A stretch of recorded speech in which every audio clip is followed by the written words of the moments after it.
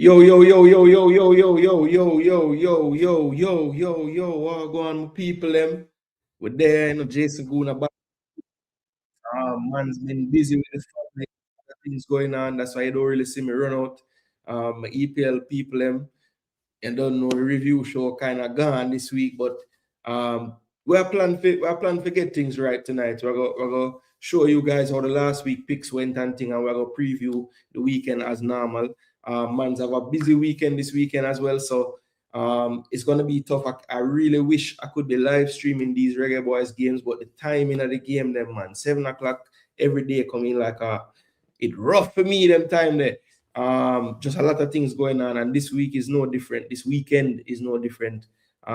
Me and one of the kids have to go down to Florida. She have a tournament down there this weekend. So yeah, a lot of movements. But we're there same way on the what's the day? Thursday, and we'll have some time today. So say, all right, before the weekend get too mad, let me just give my recap and thoughts on what's been going on in the U20 Reggae Boyz team and the competition, the qualifiers, and also give a preview for the Nicaragua and Reggae Girlz World Cup qualifier, which is coming up on Monday. People have been really tuning in with obviously the Reggae Boyz squad players, trying to see who is playing, trying to figure out what direction the head coach Rudolph Speed will go. I've seen that going around, making the rounds. But I wanted to focus today on the U20 boys.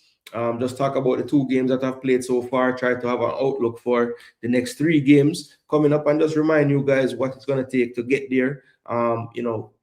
What place you have to finish in the group, who is waiting for them in the next round. I want to have the discussion, based on what we have seen so far. Obviously, the 2 opponents we have played, I don't think are the 2 of the stronger opponents in the group.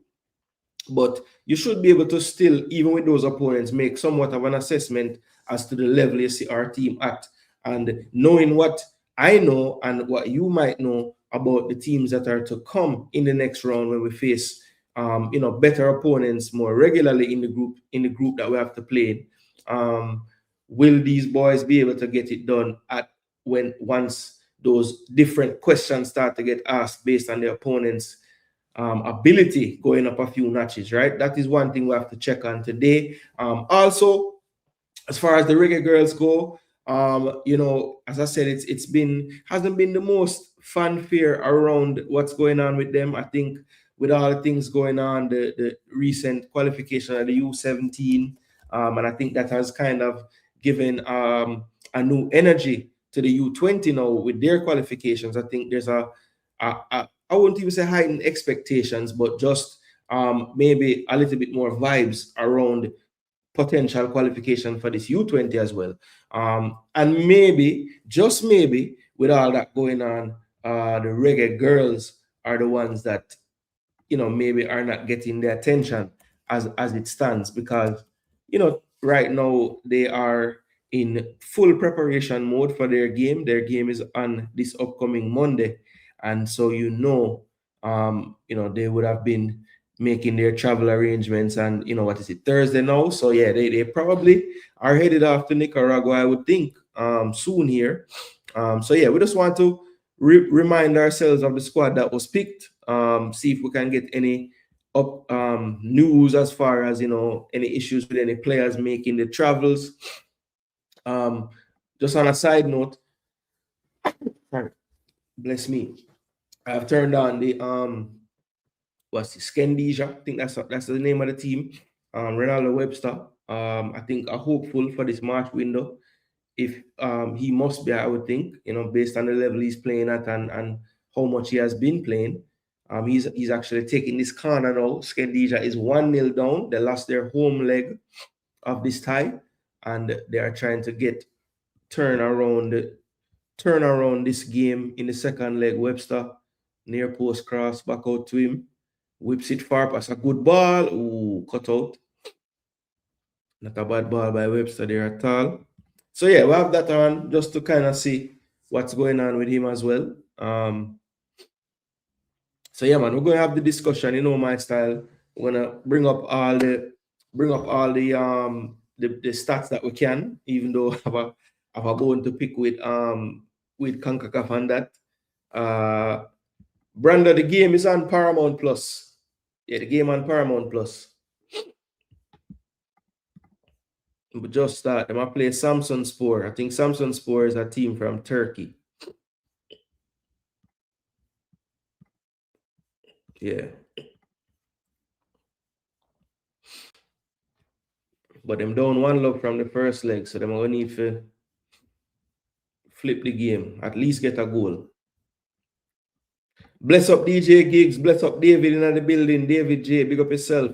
Well, the U20 getting wins, that's good. Only saw some of the first game. Yeah, DJ Gigs, they're getting the wins. That is wonderful. But I will discuss it all in detail in a second here. Just going to let the people realize that we're live, like the video, get the notifications out there, let the YouTube algorithm do the work, and yeah, hopefully a lot of ears and eyes can be with the content. And of course, it's an interactive thing. I'm not somebody here that just want to hear myself talk the whole time, even though that's what you're going to hear. But I would love to be able to say some of your words as well. So if you have any thoughts, drop them in the comment section, and definitely we will make sure to include you in the conversation as well. If you have any questions about anything, let me know.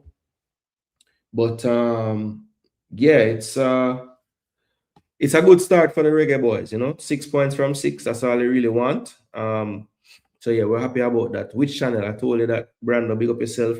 Webster for sure should be in the team. He's very two-footed. I would try him at right back. Really, you think he's two-footed? I don't know about him being two-footed. I thought he was a one left for sure.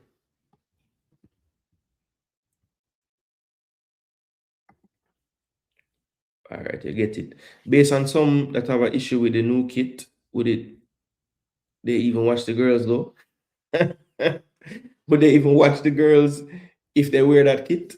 Yeah, I don't think they're gonna unveil that new kit for this. I think I think the goal is for that to be unveiled at the World Cup on the pitch. But at the same time, I don't know if that's the case, because if that was the case, I don't know if they would be, well, I guess they would want to sell them so people could wear them to the games at the World Cup potentially. But yeah, don't know. That's going to be an interesting one. I think they're still going to wear what they wear now. Bless up float, go on. But there, U20 missing a target man. Kind of feel like they could have brought Kelvin since Seymour wasn't available. Interesting.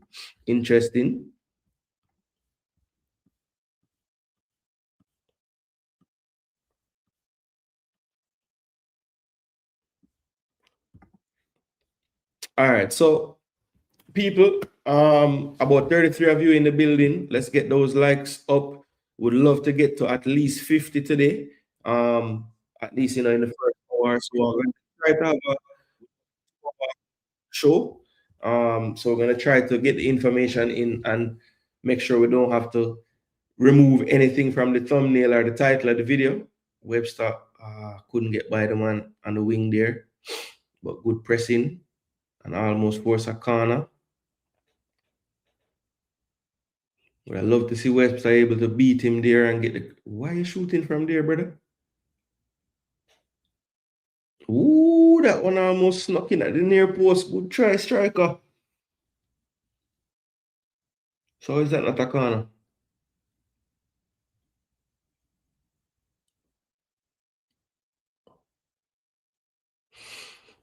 How is this not a corner? Yo, them thief them.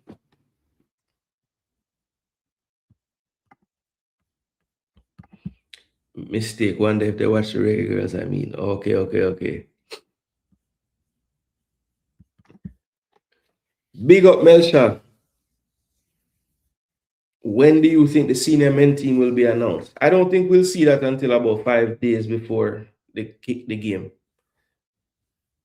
Yeah, I don't think they'll see it much before 5 minutes before the game. I mean 5 minutes, 5 days before the game. 5 minutes, channel. Yeah, man, Richard Green.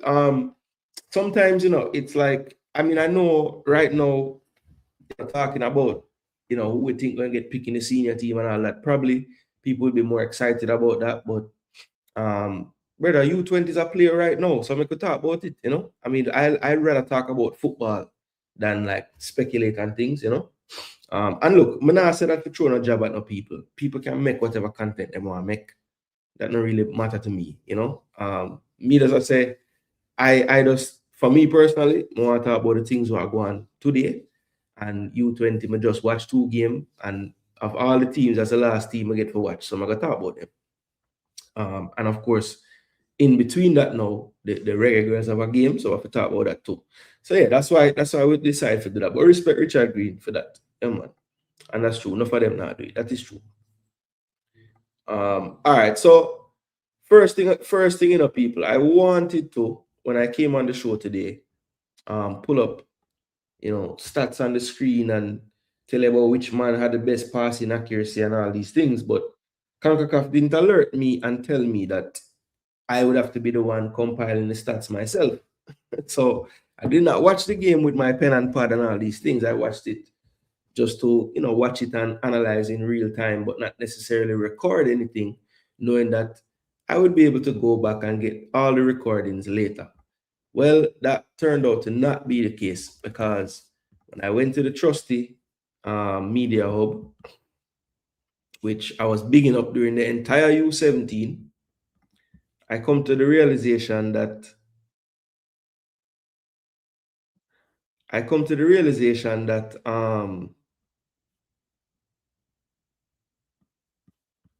the U20s do not have any recording of the statistics.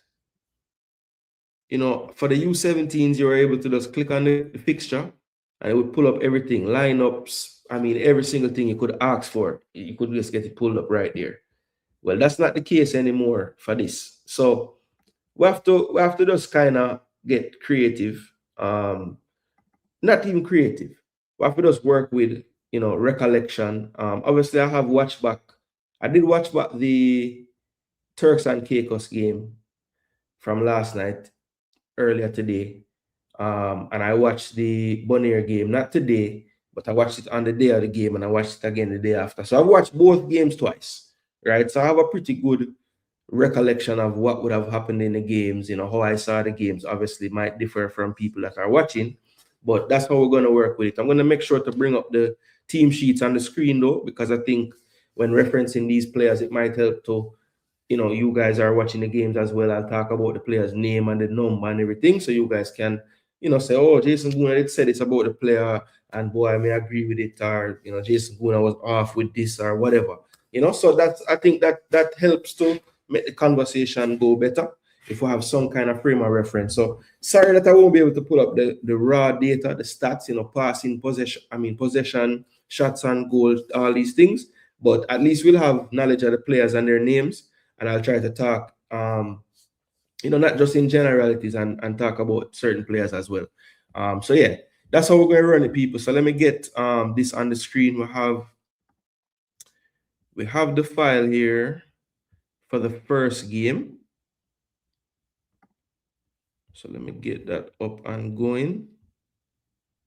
Image.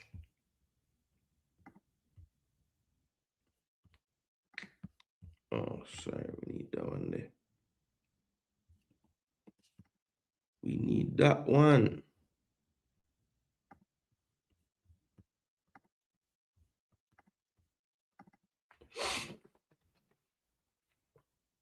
All right, let me just upload the two of them one time. That way, we're good to go. All right, so we'll have the team sheet here. Let me see, can I? All right, so this was the starting lineup for the first game. This would have been against Bonaire. I will pull up the rankings and the standings and everything, but first let's just talk about the 2 games from Jamaica standpoint. So as you can see here, the games are taking place in Curacao. If you guys haven't realized yet, the games are going to be every other day. So Jamaica has 6 teams in the group. So all 6 teams will have matches every 2 days. at 1 o'clock, 4 o'clock, and 7 o'clock. And Jamaica, by virtue of being the top ranked team in the group, we secured that 7 o'clock slot for every game. And when I say 7 o'clock, that is 7 o'clock Eastern time. I believe that's 8 o'clock local time in Curacao. But for me, it's 7 o'clock. And so on Monday, Wednesday, Friday coming this week, Sunday, and Tuesday, Jamaica will have games at 7 o'clock, right? And we're going to face all 5 opponents in those 7 games, in those 5 games, sorry. And the other 5 teams in the group will do the exact same thing, playing every 2 days. So first thing, Concacaf, I know that it's a lot of housing and hotels and everything to cover for this competition, but I don't know if, I think, you know, you allow the teams 21 players, right? So that's 18 outfield and 3 goalkeepers, because you said it has to have 3 goalkeepers in the 21. I think 18 outfield players for 5 games in 10 days. You know, maybe you guys could think about making it the normal 23 and just having those extra 2 outfield players, even considering going to a 26, just to allow coaches to be able to really ensure that none of the players are getting burned out. So that would be my suggestion to Concacaf. If it is economically feasible, either you have to do one or the other. You know, give teams an extra day at least between 2 or 3 of the games, or if the time crunch is more important and making sure you get it in a certain amount of days, then allow the teams to have more players in the squads. I think that would be better, you know, because at the end of the day, they're still playing regular 90-minute matches. So, you know, I just don't think the recovery time is enough. If we're being totally honest, I don't think it's enough. So, yeah, I think they have good midfield play, good wing play, but no target. The right back from Europe show good signs. Big kid. Afraid to give the JFF credit. That's what it is, Richard Green. I didn't saw the last U20 game. What did you find out? Yeah, man, we're going to talk about it now.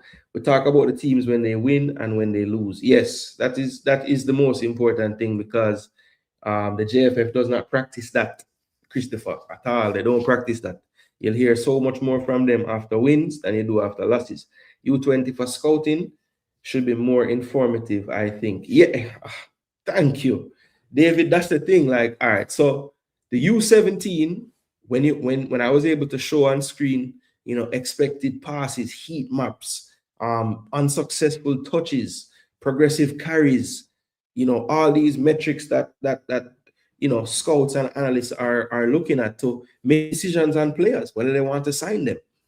So we're at a higher level here at U20, one where you would think players, if they aren't professional yet, they're in the highest level of their professional club's academy, trying to get that next step, you know, to get more first team minutes or to get a move to another first team opportunity. And you would think that at this level, it would be even more important to have the statistics and the data on these players that are trying to get places in their careers. But, you know, I would just love to hear the reasoning behind it not being there. I was just trying to speculate, and I said maybe because the U20 has 2 rounds, right? Maybe because the U20 has 2 rounds.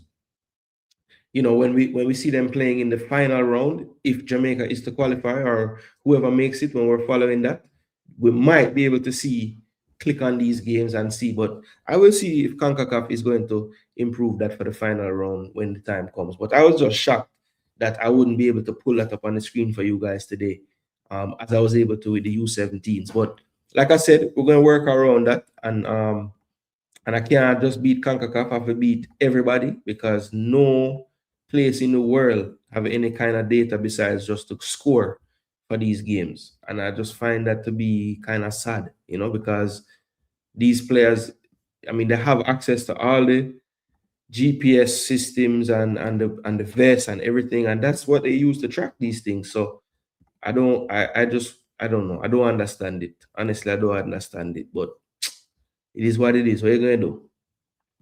What do you think of our U20 CDM? All right, so we're going to go through that now. PR is the only test for them in their group, says Deco. All right, we're going to discuss that as well, because we have been watching the other players, other teams in the group as well. So we're going to have a little talk about those teams as well. But first, let's just go through the starting lineup for this first game. We have Joshua Grant in goal. He was the captain in the first game. He is the goalkeeper that, if you follow the Jamaican youth teams, you would have known him from the U17s. Also, he would have played, I think he would have played, did he play? No, he didn't play a U20 yet. So he's playing this U20 for the first time, but he was a member of our U17s, not the last go around, but the time before that. Then we have central defender Deshaun Talbert. He's of Cavalier, number 4.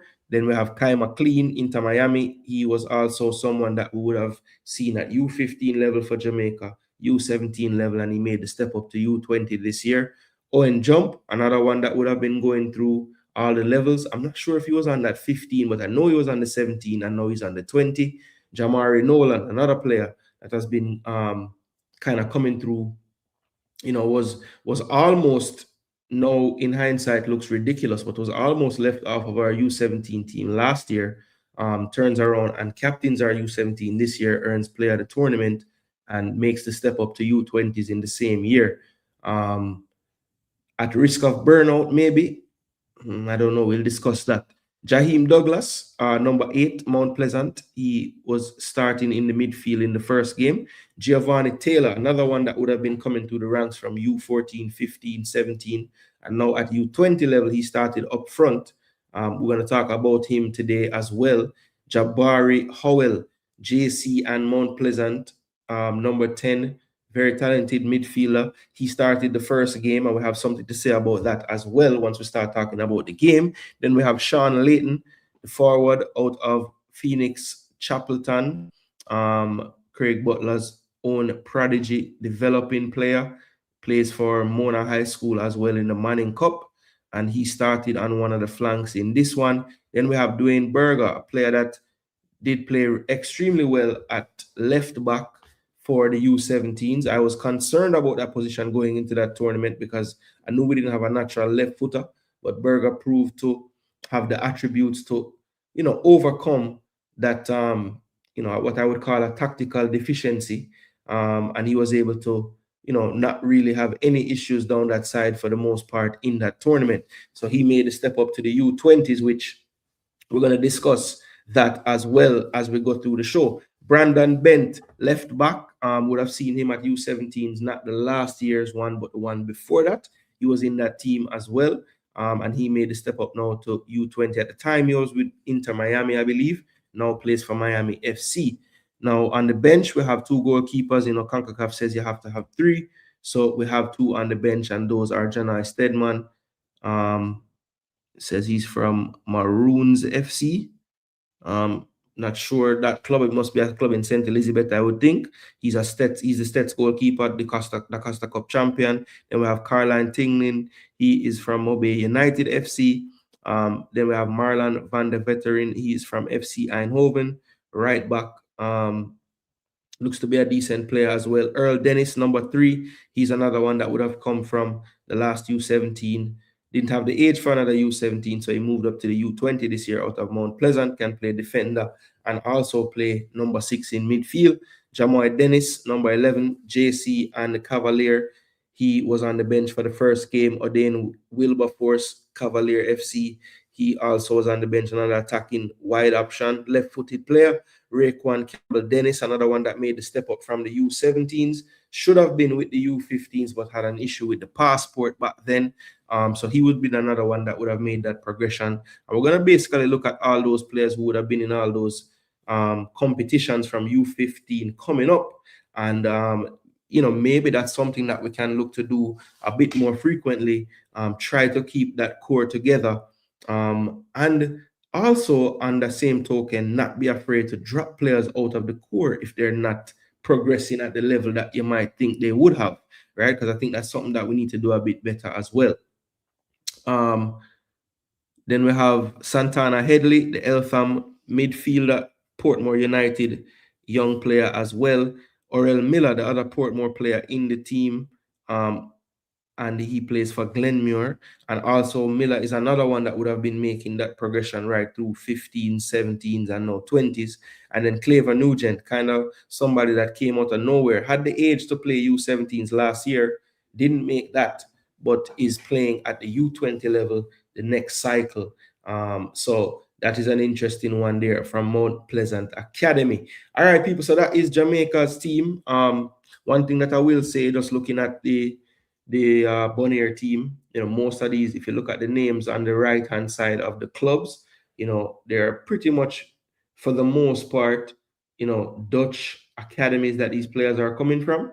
And I did do the research and see if any of these players are really getting the first team action, and they all, based on what I saw and was able to find, almost all of them are still playing that kind of second tier type of football, whether it's youth like U21s or it's some of the lower leagues in the Netherlands. So they are doing their best to get some recruits, but it is Bonaire at the end of the day. So I wouldn't expect them to be able to get the players from Ajax and PSV Eindhoven and these places like that. So some of the clubs you might not be familiar with them. Some of them I am, but most of them are that second level of the Dutch clubs, but still probably a step up for them from those who they would be able to get from their population and in their country, right?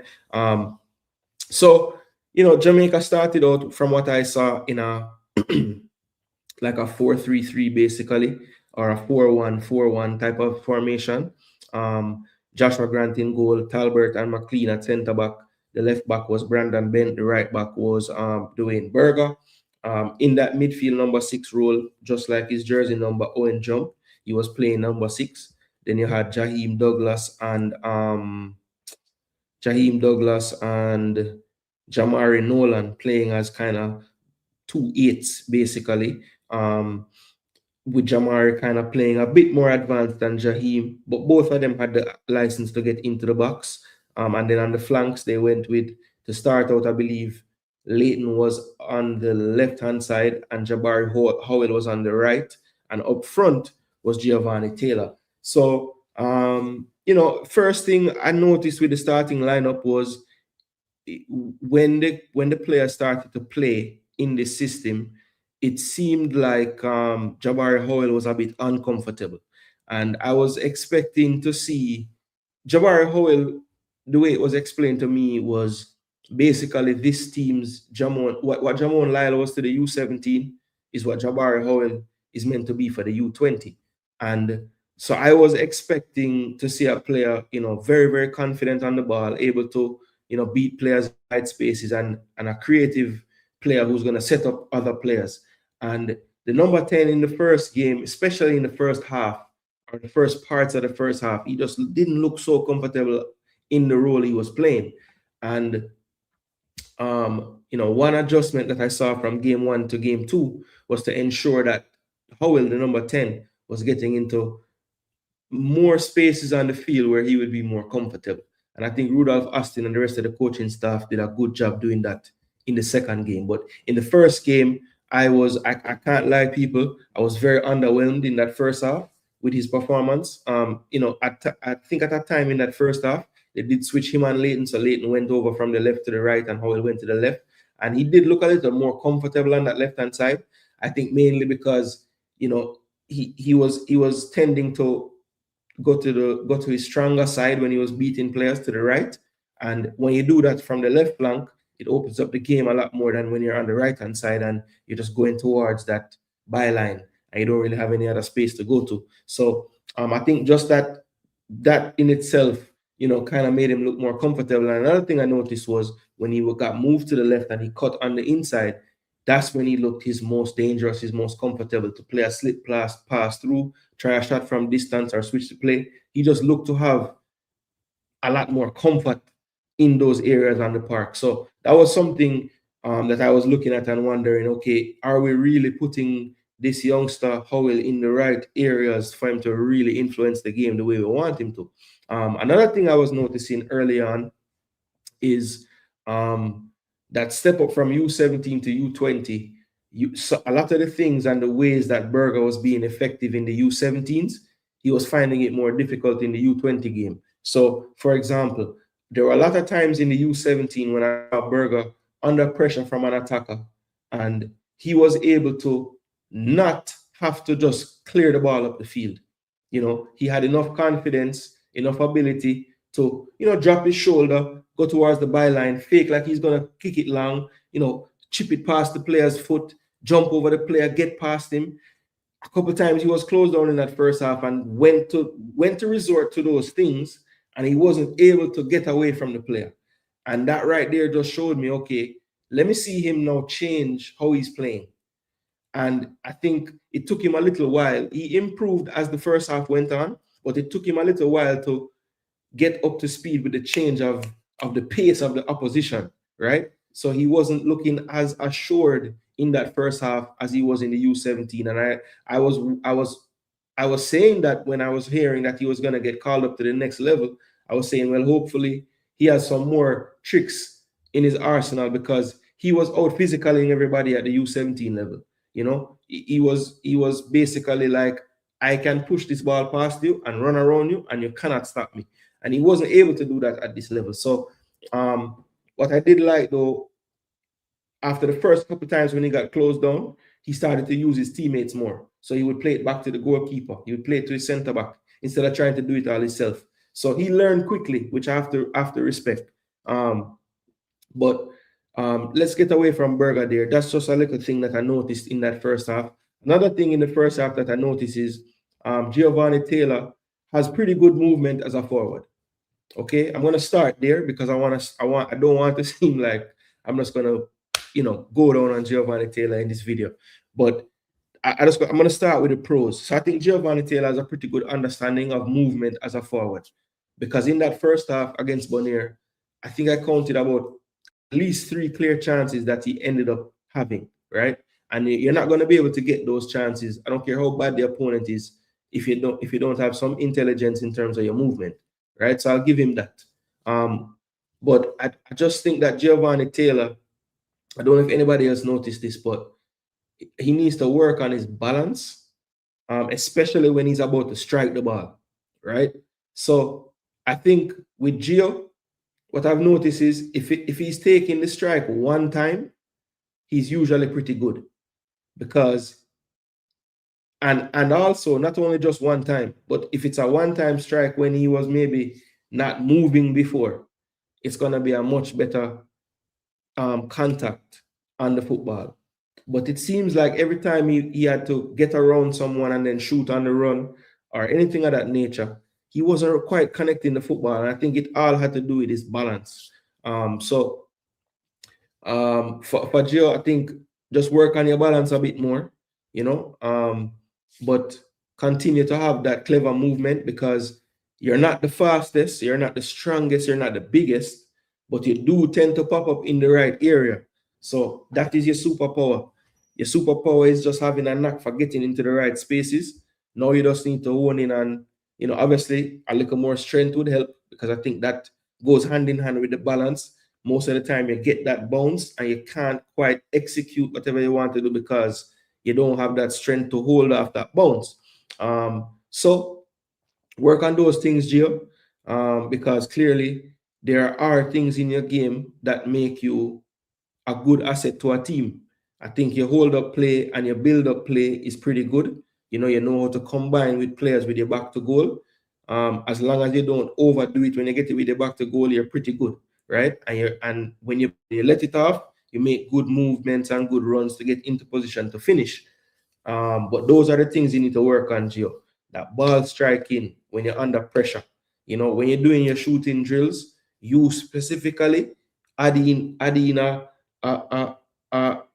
arm on you before you take the strike or something, because I think that's, you probably in training, when you do that drill, when them kick it to the top of the box and you take your touch and you shoot, you probably hit all of them into the goal. But that not really matter for you, Gio. You need to shoot that shot when somebody bouncing you. Yeah, that's what me say. Right, that's all. And you can work on it. So just work on it a little more, because as I say, you have some good things that I like in terms of your movement. We just need to put the other things together now, because I'm not gonna lie to you, but they beat you in the first half. They beat you. In the first half, you got the chances to really make the game just look mad in our favor, and you just wasn't able to put them away. So I was beating you. So let's move on now to some other players. So Sean Layton, I thought Sean Layton, who I think Sean got the first goal of the day. I think it was a rebound after a shot by trying to remember who took that shot. I don't remember how the rebound came to him, and I'm pretty sure it was I think Nolan might have taken a header and it was saved, and then Layton was there to finish at the back post. So Sean Layton got his first goal, the first goal of the tournament. And I thought Sean, the only thing I would say with Sean is Sean does a very good job of playing with his teammates. You know, he's not someone that you can level to say, boy, why him don't leg of the ball? You know, I don't, and I think sometimes it's even too much, because as an attacking player, as a wing player, as a player you're looking to have some kind of threat, I think Sean sometimes can be a little bit more selfish in the moments where it required him to do so. So that would be my one thing to him. You know, don't change that mentality of playing a team game, but also pick up those moments when we need you to be that 1v1 player quicker, right? So you get the ball after some good rotation in the midfield and it comes to your foot, and you look up and you have space in behind to attack that one defender. You don't need to hesitate. Take him on. Take him on. But Sean, I think I was pleased with the first performance. Could clean up a little bit with the touches, you know, from time to time. But like I said, I like the way that he plays within a unit, you know, and also a hard-working player. You know, that's something that we always look at in our wide players. You know, how much are they helping the players? You know, the player that's directly behind them in the formation. And that's something that you cannot really level at Sean, that he doesn't put in that work. You know, you see him tracking back, you see him making those runs back. So that is wonderful to see. So keep that up as well. Now the midfield, somebody had asked earlier. Let me give them credit because they asked about the player. Was it Richard Green? Yeah. So Richard Green asked what I think about the U20 CDM. So Owen Jump is a player that I've always liked from the U17s. A lot of others say that there are other players at Mount Pleasant that are better than him, namely the Haitian youngster. That one I tend to agree with. I think the Haitian kid Joseph that captain the U17 is special player. But I would say Jump in the pecking order of the youngsters that play that position is probably the next best. You know, I know Jaheim Douglas doesn't really quite play the 6, more of an 8. But you know, from what I have seen, I still like Owen Jump more than even Douglas. You know, and I think a part of the reason why Jamaica doesn't really produce a lot of CDMs is the most effective CDMs for the most part are probably not going to be doing a lot of things that Jamaican fans tend to resonate with, right? So if an effective CDM plays and you don't even notice him, sometimes that's the best CDMs. You know, you don't even realize how much impact they have had, right? Now, yeah, you have certain games when the CDM plays and he's made 4 or 5 crunching tackles, and you might remember that game. But in the absence of those type of plays, if a CDM is really doing his job, you're not really going to know much. You're not going to see it so much, you know. As a matter of fact, the less you're talking about him in terms of, because a lot of times, you know, the CDM is talked about when he made a mistake. It's just one of those thankless positions. You don't score many goals, you don't set up that many assists. And even when you play well, you know, maybe it doesn't register on all the stats. Maybe you don't win a man of the match. If you have a great game as a CDM, if you have a great game as a striker or a keeper, you know, you probably can win the man of the match. So I just think maybe for that reason, it's hard to really, you know, give the number 6 or the CDM all the credit. You know, it's not the easiest thing to do. And maybe that's why not many of our players are pushed to play there, you know, because Jamaica Premier League itself, you know, as far as I know, I couldn't tell you how many, like who has the highest passing percentage in the JPL this season. I don't know. I have no idea. And if anybody does, let me know. But you know, the lack of having those things recorded makes it very difficult for our midfield players to get a look in, because it's all about hearsay at that point. You know, yeah, man, him can pass the ball well, keep the ball well, but okay, what is his passing possession statistics? What's his passing accuracy? You know, well, yeah, all right, let me just take it to watch this game this weekend, and you can tell me what you think. You know, so it makes it a little difficult in certain positions for our guys to get looking, you know. And I think Owen Jump is one of those players that without having the knowledge of those metrics, you could watch a game of him and maybe not be overly impressed because he doesn't do anything flashy, you know. But me personally, if I'm picking my team, I don't want my number 6 to be flashy. I want him to be effective. You know, that's the most important thing for your number 6 to be, is effective, right? And I think he is effective. Some may say maybe, you know, he was at U17, he looked like very short. You know, he doesn't look like he's grown that much since then. But he does play above his size, I think, in terms of him challenging in the midfield. You know, he can get bounced down from time to time. We have seen it before, but I think he's intelligent enough to, you know, not really get into so much physical duels. You know, he has done his work before the ball arrives in his area. You know, so he's kind of prepared to win that ball before he has to, you know, fight anybody for it. And I think with him, the only thing I will say is, you know, the touch, just keep working on that touch, the first touch. Especially like, you know, just being a little, and I'm being super critical here, but just being a little bit more aware of where the danger is when you receive the ball, you know, so that scanning can get a little bit better from him as well. So those are the two things I would say to work on. Mainly him on the ball. I think a lot of his stuff that he does off the ball is really, really good. I think you can tell that he's a very coachable player. You know, one of the players that you can tell is doing a lot of talking on the pitch and organizing. So yeah, I like how he plays that position, and he has a lot of the attributes that you would want out of a number 6. You know, and he's a player that plays with a pretty calming influence, and that's another thing that I like out of my number 6. So Owen Jump, just want to see him keep playing these games, and as I said, as the tournament, as they start to play tougher opposition, I want to see those performances improve, just like how they did from the first game to the second game, I thought, for most of the players. Played the last U20. I think that was Grant you were talking about. Team looking very solid, said Jamrock. That little number 10, I would select him over Bobby Reed and Casey Palmer right now. Jamrock, take your time, brother. Why not always do this? Why not always do this? Just calm yourself now, man. Come on, man. But just talk about how Berger look outstanding in the other one, and he move up one level. And that him look bad now, but him can't do what he was doing at the U17. So just let the guy keep playing, now, man. 3 goalkeeper for what? 2 is all we need. Yeah, I agree. But Concacaf said 3, brother. Big up Donovan. Manners and respect Jagans. Big up, big up, big up. They say there in the corner, listen. Yeah, man. Go on hold the corner, brother. Big up yourself and respect for your membership, you know, people. Yo, someone can become green as well, you know, man. 199, you know, cheap. Oh, halftime is here. I never know halftime there. So what is halftime handle?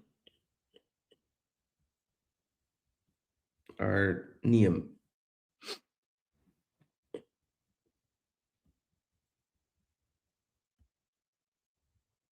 Big up Meeks, big up Meeks. Yeah, man. A smart Meeks. No, but hey, some of the time, I know some of them do it, and I think them just have it copy and paste, yeah, man. Consistency with the squad so far. I just want victory, especially because most of the players are academic players. They are getting good training on off the field, I suppose. 3 to 5 years from now, they will be senior players. Hopefully, these players can transition. We all know the JFF is very poor at transitioning youth players. Yeah, hopefully we can improve that a lot. Blessing Africans. Yeah, Berger wasn't impressive in the first game. Came back better in the second game. Yeah, Berger is a converted midfielder. Yeah, I know him to play midfield for JC, but it seems like at the senior level and the national level, he's a fullback. As him play fullback for Waterhouse, him play fullback for under 17, and him playing fullback for U20. So 2 to 3 years, that's good. Taylor is not a 9. I agree, Rob Smith. I agree. I when he was playing for the U17, he was more of a 10. And and even at times an 8. But for this team, Austin sees him as an attacker or a striker. Berger has 2 to 3. I think that's years JPL playing experience. Maybe a wide player. Maybe. Gia did the best in giving up schoolboy football. We need only pro licensed coach for all national teams. No B, no A. The best coaches at every level, also with the women program. That would be great. Streamer freeze up. Really? Huh. Sean need to talk to Chippy and whisper. Yeah, about the running back for sure. Thought it was just me one. Okay, so damn, something really a go on. JPL hiding stats. The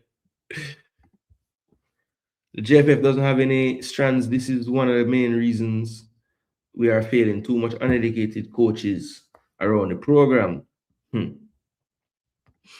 Ronaldo Webster, I'll be looking at this game today. Boy, this number 9, I try. Good analysis of CDM, aka number 6 position to the masses. Respect. That player called Brooks deal with Mason Clark very bad yesterday. I guess he was showing that he's the better player yesterday in the championship. Yeah, but Mason Clark had the last laugh. I set the 2 goal in him team. So, yeah, Grant. Okay, cool. Yeah, I couldn't remember if he played the U20 or not as well, but he did. You're right, he did. He was the keeper for that team. The one after Boyce Clark. Can you compare the U20 squad with the top 5 JPL teams? Ooh. I would say like maybe Mobe, Mount Pleasant, and Racing. Waterhouse.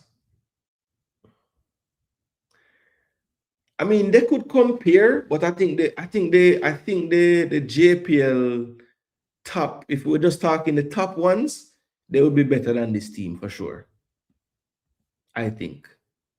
I mean, maybe not by that far though. Like if they played games, I don't think they would just kill them.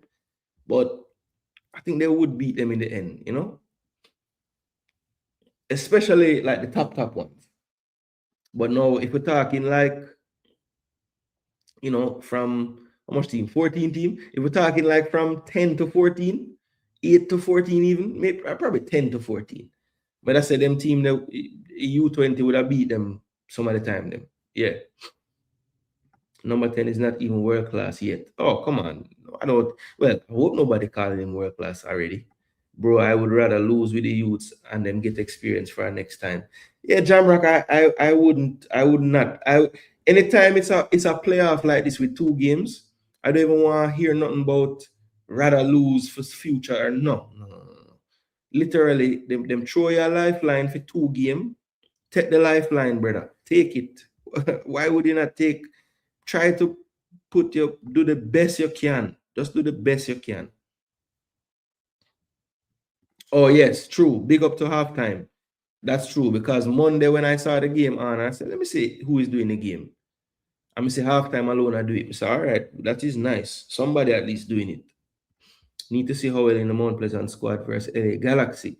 Yeah, well, that's the thing, leader. I actually am glad they're bringing this up, because a lot of the people that I talked about this U20 team, not a lot of them, but some people that talked about this U20 team, whenever they're talking about the players that are playing at the JPL clubs, they say, boy, these players are playing, I said, boy, I mean, yes, I think the better thing to say would be they have played, because a lot of them haven't really played that much.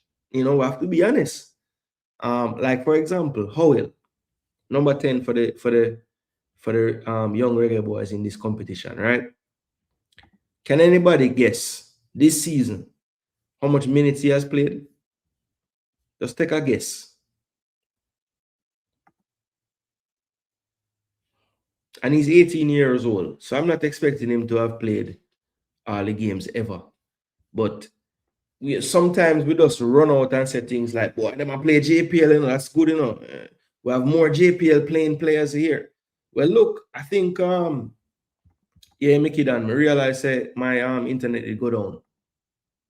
Oh, so you're saying the stream is not freezing? That's on their end. Oh, damn. I was gonna say it is my end, but see, it's all about perspective. Lati is getting good game time. That is true. How much longer are we gonna keep using these players that is not playing for the badge? Ooh, okay. So that's a different argument now. So you see, because me not think any other player them play any less hard than any player. Me hear this argument in a jam rack and I just don't agree with it. I don't think it's true. I really don't think it's true. Maybe me blind, me don't know, but I would like to think me not blind, you know, because only can respect me for all this analysis when I do. And then when it come on to like effort and who I give effort, I mean, I'm telling us that everybody I give the same effort, you know. And there are just players in our team that aren't effort players. It no matter where them born. Demari Gray ain't an effort player. He never was. Whisper is not an effort player. He never was. Bailey is not an effort player. He never was. So we can't expect these players to all of a sudden just turn into Gattuso or some man will run up and down all the time. You know, Dixon has always been an effort player. So when him doing him play, him give a lot of effort. You know, they are who they are. It's not about if them love the badge or not. I don't think they may love the badge any less than Dixon. But Demi is not, you can watch Demi play no matter who he play for. Birmingham, Leicester, when he Saudi, he's not the type of player that's going to be chasing man all game long. You know, I'm going to pick him spots. Yeah, if he's a counter attack and him need to, he would do it. But that's not something that you would say is a strength of his game. You know, and that's a lot of our attacking wide players. That's not the strength of their game. How old is Yamal and how old is the little number 10? We have this thing in Jamaica to hold down youth players and say they are not ready yet. No, but Yamal would have dominated his age group. When I say dominated, I mean in Spain, in them under whatever leagues he was playing, the man scoring like 7-8 goals a game, brother. And him get put in the first team and get a chance and went crazy in the first team game. So it's not that them give him the chance before him ready. The man proved that him is way better than everybody at this level. And them give him the chance, and when him got there, him even better than man at that level. So, you know, like that man did a lot of things before you see him play for Barcelona, you know. For years, he might do it, you know, consistent, you know. So, I think we get to see the part when they make it now and we say, oh, see, they them bust the youth. But you know, see when they're doing it was 14, 15. You know? That's all. That's all. We just going to disagree upon that, Jamra, because you are make it about where them born and how hard them would have fight. But I think that have nothing to do with it. Form and fitness, most important thing for this window. Form and fitness. Not history, not future. Form, fitness, present, now. You don't want to push the youngs too fast. Then they have them discouraged if they don't do well. Well, that's another side of it as well. I think the coaching is certainly paying off.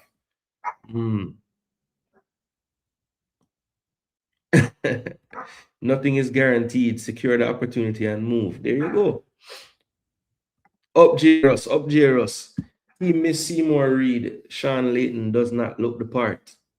Ooh, so Cabran said Layton don't look the part. Well, Layton wasn't really playing where Seymour Reed would have played still, because Layton play wide. So there have been 3 players that play up front so far where Reed would have played. And in the first game, it was Taylor. And when he subbed off, he brought on Orel Miller.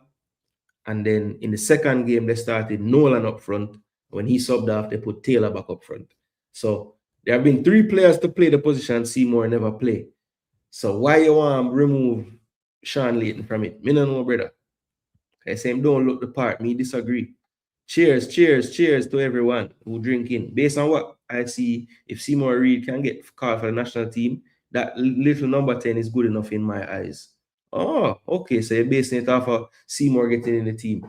Well, if they do put Howell in the team, it will be just like what they did with Seymour, which is have him just training with them and he don't get a jersey on match day. I don't think Howell is gonna get game time with the national team right now. We need to get away from a lot of them.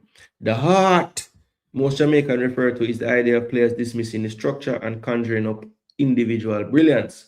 The UK players are used to structure, so to locals, they lack heart. I am missing the point.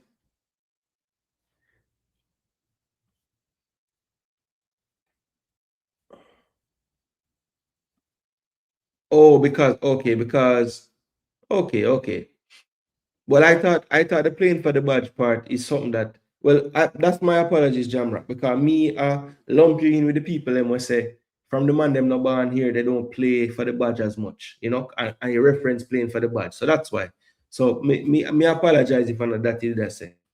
No mention Dixon, please. Can we not have this conversation and just continue discussing the youths? All right. Yeah. Rob Smith, thank you. Thank you.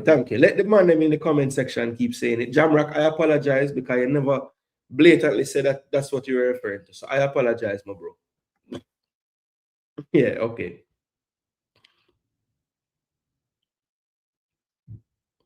And that's why they are playing at a lower level or bench players. Okay. So Jamaican style of playing, speedy wingers overlapping and pressure in all areas. Seymour Reed is NYCFC striker in the first team now. Rob said we don't have a striker in this team. Well, that is true. I was just telling them who has been playing striker. I wasn't saying we have a striker. Yeah, man. Me apologize, my bro. I shouldn't have said that. Hey, Jason, if we top the group, will we qualify? We qualify for the next round. So there's another round after this, which I will discuss once we get through the 2 games. All right, we're at an hour already. So let me move on a little bit. Can you see a style of play with the U20? Yeah, I can see a style of play. I think that they want to place some emphasis on getting the ball. They don't want they want to get away from the super direct style, from what I can see. They do want to try to progress the ball. I think at times the midfielders still struggle with how to kind of position themselves when we're building to have the best option for the defenders when they're passing out. I still feel like the easier outlet for us is to the wing backs and then to the wingers, and then we play back into the midfield, and that's how we play through midfield. I would love for us to be able to go inside to out more than outside to in most of the time. If you guys notice that too, but I would love for Jump and whoever's going to help him collect that ball from the defenders to I want them to figure that out a bit better, because I do think sometimes we always kind of have this funnel action when we're playing the ball out. So it will rotate across the back 4 and then it will get to a winger. And if it gets central, it's from the winger back into midfield or to the striker back into midfield. So I would love for us to be able to kind of do it the opposite sometimes, so that when the wingers receive it, they're getting it in a more dangerous area to take on the player, right? That's the only thing I would say there. But one benefit of doing what we're doing is by the time we get the ball into the final third, our wingers have kind of tucked in to give more options, and we have the overlaps working pretty well, especially on that right-hand side. So yeah, I can see a style. I can see something that they're trying to do. All I will say as well, as a whole, the whole team, take a bit of a page out of Sean's book and Owen's book, Jump, in the sense that we can play a bit more composed, especially once I can. So the Bonaire game, if you guys don't know, we ended up winning this game 3-0. It was first half goals by Leighton and Talbert from a set piece, and then in the second half, the 2 substitutes combined. The right back, number 2 from Eindhoven, Marlon van der Vetteren, and Raekwon Campbell-Dennis, our number 10, who did score for us in the U17s last year. He got off the mark off the bench as they combined for the 3rd goal.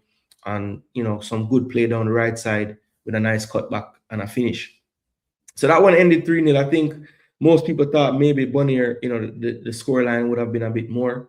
I will say that, a bit of nerves probably caused the scoreline to not be as high on the first day, and also some wayward finishing by Giovanni Taylor in that first half, among others. I can't put it all on him, but he missed the bulk of them, to be honest. Nolan did miss a few in that first game as well. But the subs that came on in that game, I remember at halftime, there were 2 subs made. So the number 9 and 10 came off, Howell and Giovanni Taylor. And in there, for them, came on Aurel Miller from Portmore and Glenmuir, and he played up front. And then it was a swap as well, as Jamal Dennis from Cavalier and JC came on for his JC teammate, Howell. And Dennis went to the left, and Aurel Miller went out to the right-hand side. And no, sorry, Aurel Miller went up front, Leighton stayed on. Yeah, and Leighton was on the right, and Dennis was on the left. Yeah, that's how it went. Shortly after coming on, Dennis got a yellow card for a mad tackle in front of Bonnier's bench. And then later in the second half, he also picked up a second yellow. A lot of people were saying that the ref was a bit unfair because they both basically did the same challenge.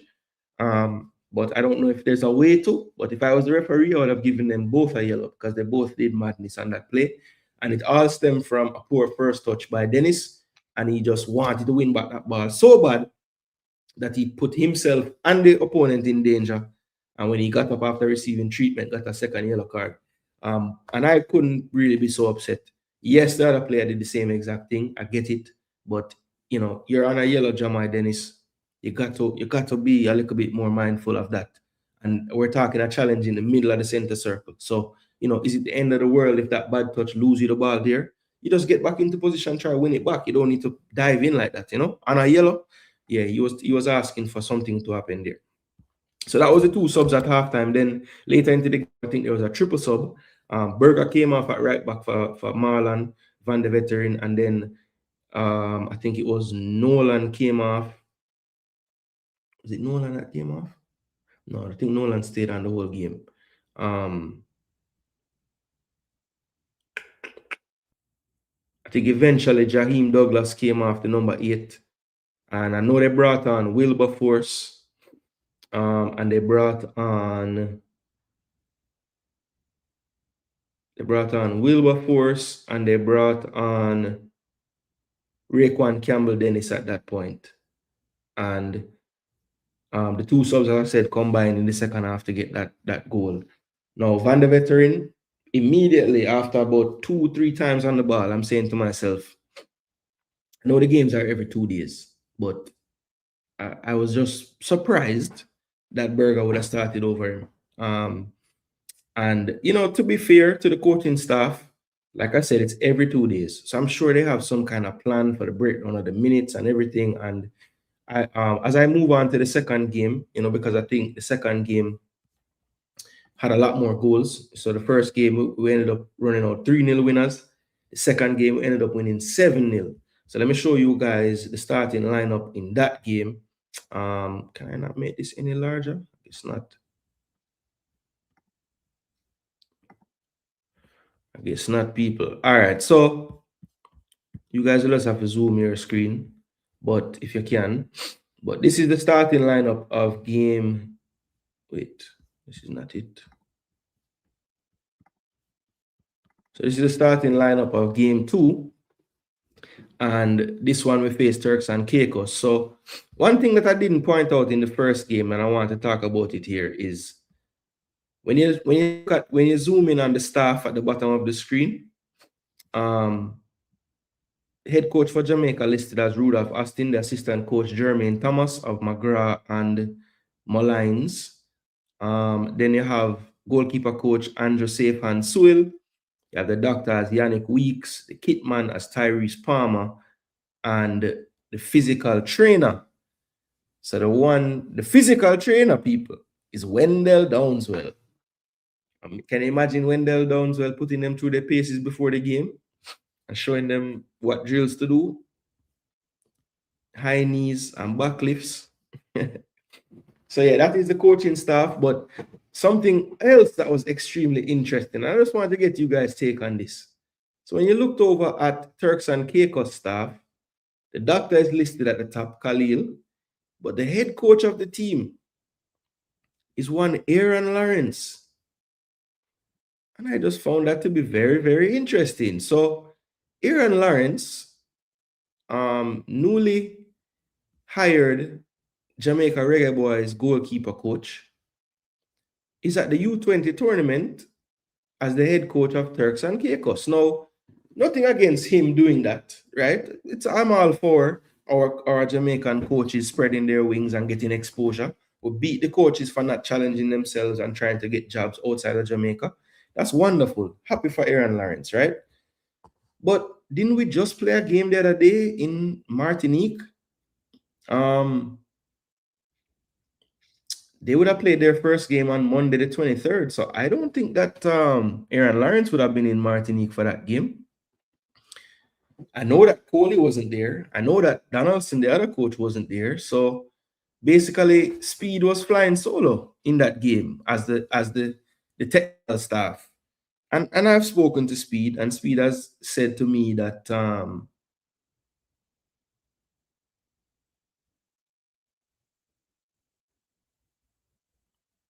what?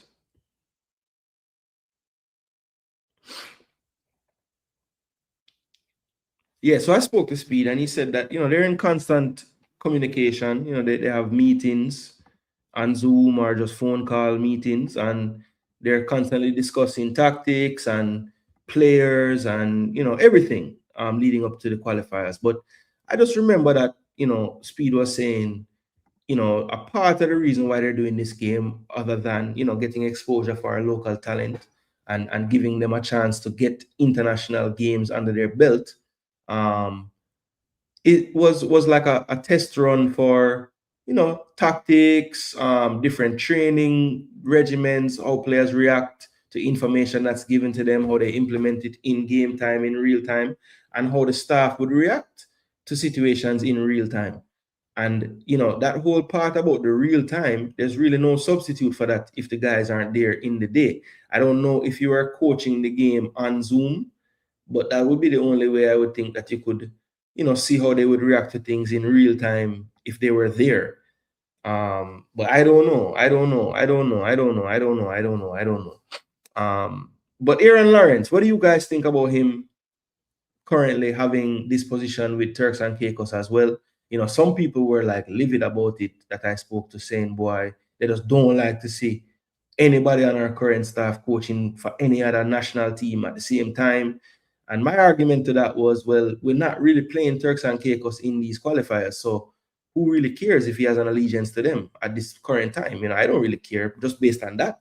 If the man was coaching our Congo's U20s, then I would say, boy, this is kind of weird, But while it's still weird, I wasn't so upset at it. I just found it very interesting. So in case you guys had missed that, and those who didn't get a chance to watch the game wouldn't have seen him on the screen or seen him listed as the head coach for the team, I just wanted to point that out to people and let them know, and just kind of see if anybody is as upset about it as that one person that was kind of very upset about it, Let's see. NYFC could have sent Seymour because he got no game this weekend. Yeah, but Rob Smith, a lot of times, these clubs just want the assurances that the JFF don't really have for them. And it's not because and I won't even say they don't have them.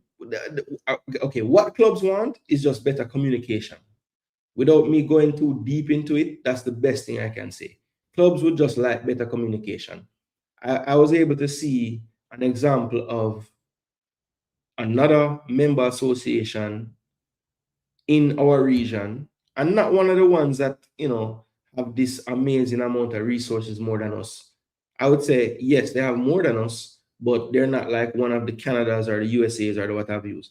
And the detail with which they would have sent their correspondence about players and what the plan is and what the schedule looks like and what recovery looks like, medical information, the doctors that will be a part, like everything. There's nothing that when they send that email, the club will have any doubts that they're going to have the best care for this player.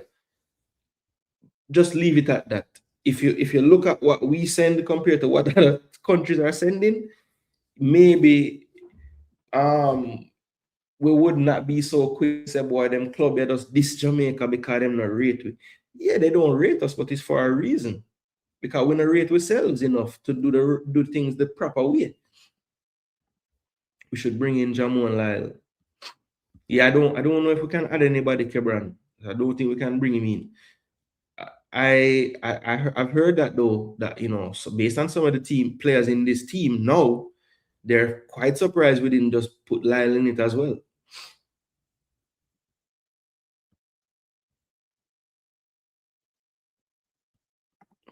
I don't know what that means. What are the odds against Puerto Rico? I would say right now we would be favorites against them. We're the higher ranked team. We have been they haven't played the teams that we played yet. So a better barometer or marker will be once the teams that we have played have overlapped. So I think Puerto Rico's next game will probably be against obviously either Bonnier or Turks, right?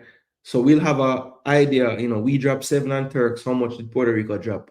We dropped 3 on Bonnier, how much did Puerto Rico drop? Well, we got one game where we overlapped last night because Puerto Rico beat Bonnier 4-0 and we beat them 3-0. Penalty for the Turkish team. Jaja. Samson Sport get penalty and them a beg it out. 4 man them a beg out the penalty. Let me see if I read penalty. Oh yeah. Can't really argue that one there. Number 2 for Webster side, go for clear the ball and just kick the man foot.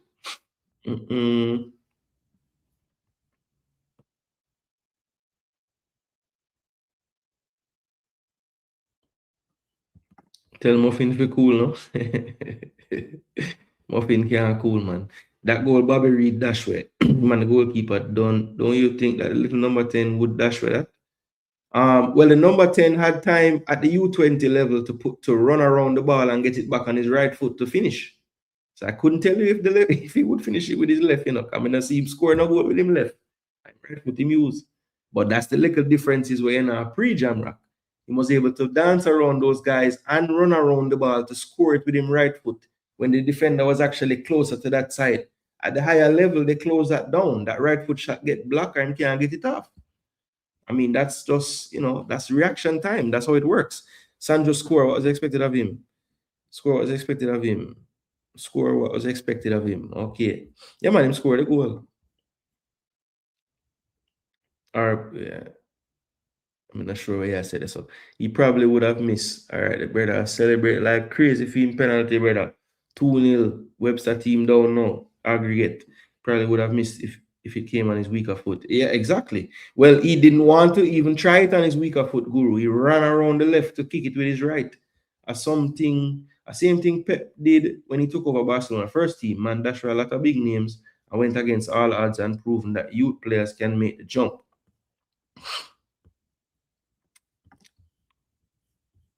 You keep on saying this. Who named Sanjo?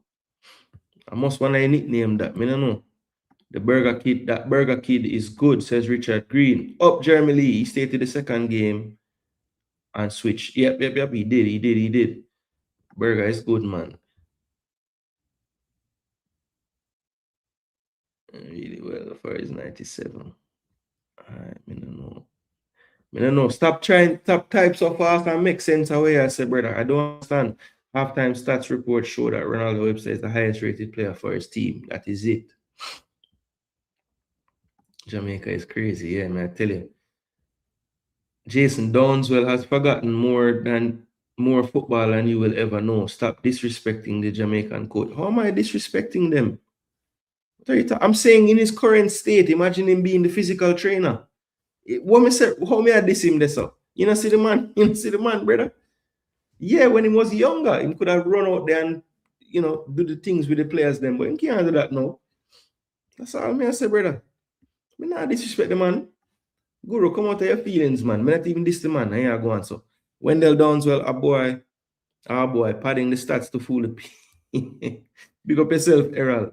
Where I say a stat padding a go on. So this argument about John Wall having too many roles proved to be hogwash on so many levels. May I tell you? Because all the coaches and speed staff have another role with somewhere else. Not even with the JFF, but with another place. So we don't understand. Webster is the best left back we have right now, fully match fit. I think that he is going to get a good move. Yeah, it's arguable. Rico Henry is now starting week in, week out again. It's not like during the September, October, November windows when he was like basically him and Pinnock were cup players at the time. He wasn't getting Premier League game. But now Rico Henry start, I would say about 6 in a row in the league. It's kind of silly, but not upsetting. Yeah, I kind of agree with you there, Rob Smith. Like, me never vexed, but it was just like, really? You know, me never vexed though, because, I mean, it is what it is, bro. I have a lot of other things we do with the football will get me more upset. I think that he'll be available for the second round. Yeah, I believe so as well. I believe so as well. I think, yeah, I believe so as well. The little number 10's name is Jabari Howell. Based on what you said about the former Jamaican keeper, maybe he's saying go where you are celebrated, not where you are tolerated. Maybe. I'm not speculating, bro. Oh, all right, that with you, Guru. That with you. You just don't think nobody know anything, and nobody don't know anything from the actual people them where do it. But you don't know that. I'm telling you, bro. Guru, you know why I not understand you, bro. It's like why can't you give credit to anyone else when it comes down to football, anything? I can understand your name football guru, which would mean that you think you know everything. But surely, just because me name Jason Gooner Guru, that don't mean me no know nothing, brother. And me not really work off as I don't work with. I'm not as my content is not sensational. Me no run out with things and bro, come on, man, give me a little respect, bro. Give me a little respect. I respect you enough to read out to comment them, even if me disagree with them. So don't say me and speculate on that thing right this so I just say about the different how the correspondence with the clubs look compared to other countries. That's a fact. They just send a letter say, hey, we want this player at X time, and when they come and say the club didn't send them. Exactly. It's like we do the bare minimum. And I know Guru why it bugs me about that. This is something where we don't need the resources to do that properly. It just takes a little effort. That's all. Just a little effort. Well, Rudy, we just go through the player how them look so far in the tournament. He just told he saw a letter from an ex-association. Sounds like he knows. Exactly. Yes, Puerto Rico has a lot of USA players in it, playing at various academies. Some MLS level, others a bit lower than the MLS next level. But yeah, they have. I mean, the majority. I'm talking 80% probably. Are at US academies. Poor coaching education is a problem plaguing us, and then second is the poor facilities. Also another reason why our players slowly improving. How many teams move on? Just one, David. Coaches go where they are paid the most. No need to criticize any Jamaican for coaching another country. Jason, did Aaron and Rudolph play together for the national team? I don't believe they would have overlapped stats. I think Rudolph would have started playing for Jamaica after Lawrence stopped play. I could be wrong on that, but I don't think I'm wrong on that. He's very creative and he would create for himself. Yeah, I said that's the argument there. Who is better there, Henry or Webster?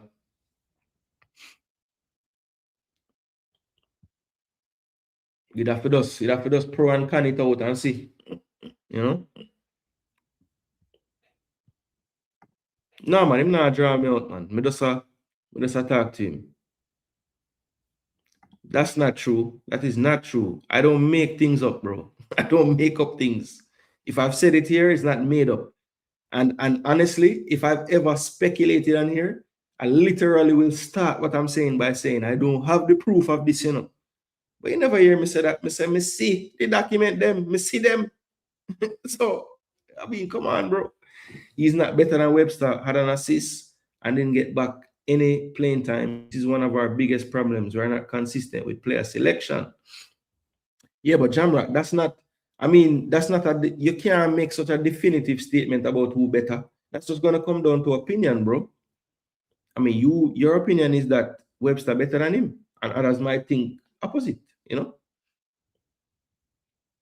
But it's a good argument to be had because I don't think you can definitively say, you know, you can make arguments for one or the other, you know.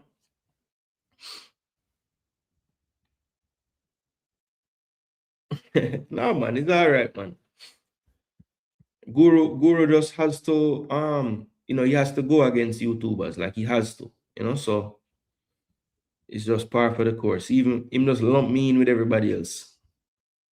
That's okay. One day I'm gonna realize that maybe I'm a little different, you know, but it's okay. All right. So as I say, the games are every 2 days, and I have to, you know, Guru said I don't give the coach them no credit. So here comes some credit headed their way. The coaches did an excellent job so far, I think, of dividing up the minutes of the players. So, for example, in this second game, the goalkeeper stayed, which obviously the goalkeeper might not need a rest. But it would be nice, though, to give the other goalkeepers a chance in one of the games, especially like even this last game. I thought maybe it would have give a goalkeeper the last 30 minutes. But I think it's more important with your 5 subs to use it on your outfield players because those are the ones that would be approaching those red lines of danger in terms of risking themselves for injury. So in the second game now, the goalkeeper stayed the same, but they made a change at right back. Marlon came in for a burger, right? The 2 center backs started the game again. Jump in the CDM started again. Nolan kept his place in the team as well, but moved to a striking position. Jabari Howell kept his place, but wonderfully and masterfully by the coaching staff was moved into a midfield role. So he was able to play one of those 2 10s that they were playing, or 8/10s, right? So Jump was the base of that midfield. Then he had Raekwon Campbell Dennis, who started this game, who wasn't starting the first game. And they had Jabari Howell playing what I thought is a much more comfortable role for him. And it showed in the game. It was night and day what he was able to do in the football match. You know, he was running the show in that midfield. Between himself and Raekwon Campbell Dennis, who also I was surprised didn't start the first game. So good to see that the coaching staff identified some areas where we could improve and made some adjustments, and we saw the improvements in the game, especially in that first half. The midfield looked a lot more just more in tune with each other. You know, Campbell Dennis and Howell were playing really well off of each other. And Jump just laid that foundation for them to express themselves. So it worked out really well. Then on the wings, the Clever Nugent, who didn't get any game time in the first game, he started and played off the left, and Sean Layton retained his starting place and played off the right. So that was the starting lineup. So changes made. And again, Sean Layton, who had played all the minutes in the first game, at halftime, he subbed off. They brought on Aurel Miller, who didn't start this game, but came on in the first game at at halftime. You know, he got to play another half in this game. So he's played 90 minutes. Sean has played a 90 minutes plus 45. So I would expect next game Sean to probably start on the bench. So these are the things that I have seen in past U20 cycles. Maybe we don't put enough stock in those type of things, giving the players the right amount of time on the pitch. So I want to give Coach Austin, Coach Thomas, Guru will tell me that it's Wendell Downswell's knowledge of the game and his history has caused them to be able to do this. I don't care who gets the credit. I'm going to give all of them the credit because they're all on the technical staff. Andrew Sewell as well. So yeah, big up to them because I have noticed a very clear strategy trying to ensure that you don't overload any players too much. Jump played the entire 91st game, made sure to come off in the second game. Santana Headley didn't play first game. He got to come on and get about 30 minutes in the second game. So very good dividing up of the minutes so far by the coaching staff, because that is something that could truly cause us issues by the time we get to that final game on the Tuesday, which by all accounts and what I've seen so far should be our toughest game in the group. And I think St. Kitts game also will be tougher than most people think. But so far, all in all, I'll say key takeaways. I love that the coaching staff is being more mindful of the dividing of the minutes being played, right? I also like the fact that you can see there's a much better attempt, as far as I can see, to play less direct. It doesn't have to go from our defensive third to the attacking third right away, right? More confidence to build the ball through the thirds of the pitch. And also, just overall, I think the team has shown a pretty good work rate, right? I think off the ball, we have done really well, against the two teams that we have played. Bonnier was trying to play football against us, but we just didn't really give them much time. And Turks and Caicos, wanted to play the football early in the game. We just kept turning them over in their own defensive third, and eventually they started to, stop trying to do it. So, that's good to see that even though we know we're the better team than these teams, we're not resting on our laurels. We're not playing down to their level. We're trying to impose ourselves on them. And I think barring a bit of rushed play in the second half, especially in the Turks game when we started to score a lot of goals, we have looked pretty decent. Now, the main question though, and the one that I had as the show started is, looking at this team and the makeup of it, knowing that we have USA, Mexico, Honduras, Guatemala, Cuba. What's the other team again? Well, I'm soon telling you.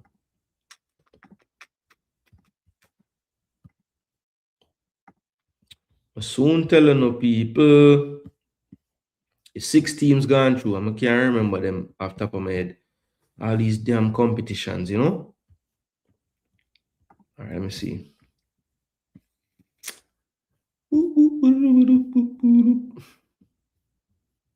Where is it? Hold on there.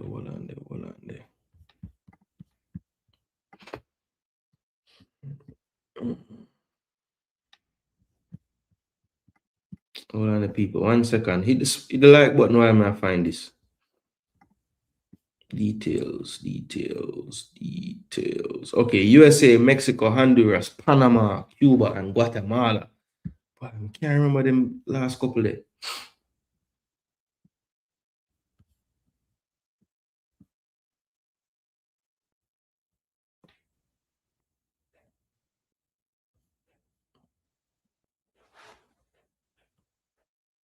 Yeah, but you have to remember, not all, regardless of if the source is a quotable source or not. If you want to keep the source, not all sources want to be named. That's the problem. With Lee being left out of the squad, I think Webster takes his spot. Yeah, Rico Henry and Webster make the most sense to me right now of who's playing at that position. Based on my eye test, Webster is better than Amari Bell and Rico Henry right now, because one playing the EPL and one playing the championship. Yeah, I would be picking Amari Bell as a center back if he's in my squad. I don't believe in a back four. Amari Bell is gonna give me what I need anymore. I'm just being honest. It's a fair point, Jason. You have to rotate so you are fresh and ready for the big games, especially with 4 games to play. Yeah, because we're the only team, we're one of the 2 groups of the 6 that have 6 teams. So we actually have 5 games to play African. So it's even more important. One player out from the first game was the number 8. Yes, very, very true. So Jaheim Douglas was out from the first game, and as far as I knew, the only player that should have been out altogether was Jamoy Dennis, as he was serving a suspension with two yellows and a red. But Jaheim Douglas was not even on the roster, people. So I have gotten some correspondence today that there's a player that has left the camp and has had to return home. And I don't have any details as to why, but I can only speculate that must be number 8, Jaheim Douglas, who had no reason other than disciplinary, I would think, to not have been on the squad at all in this game. So yes, Guru, I am speculating right there, but I don't think it's that far-fetched to assume that there's some issues going on. If I've heard today that a player did have to leave camp, and that player was not on the bench for the game yesterday. So yes, I think Jaheim Douglas. Hopefully, we'll get to hear in due time what has gone on. I've heard a few things, but because I'm not like what Guru says I'm like, I will not say those things on the air. But I can report that that player has had to leave the camp. All right.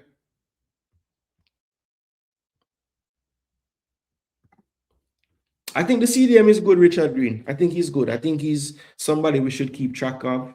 I'm really hopeful. I mean, it's going to be, he may have to get a loan from Mount Pleasant, though, if he's going to get game time in the JPL frequently, because their midfield with Clifford Thomas, Anglin, they're a bit stacked as 2-0 now. So 3-0 in aggregate.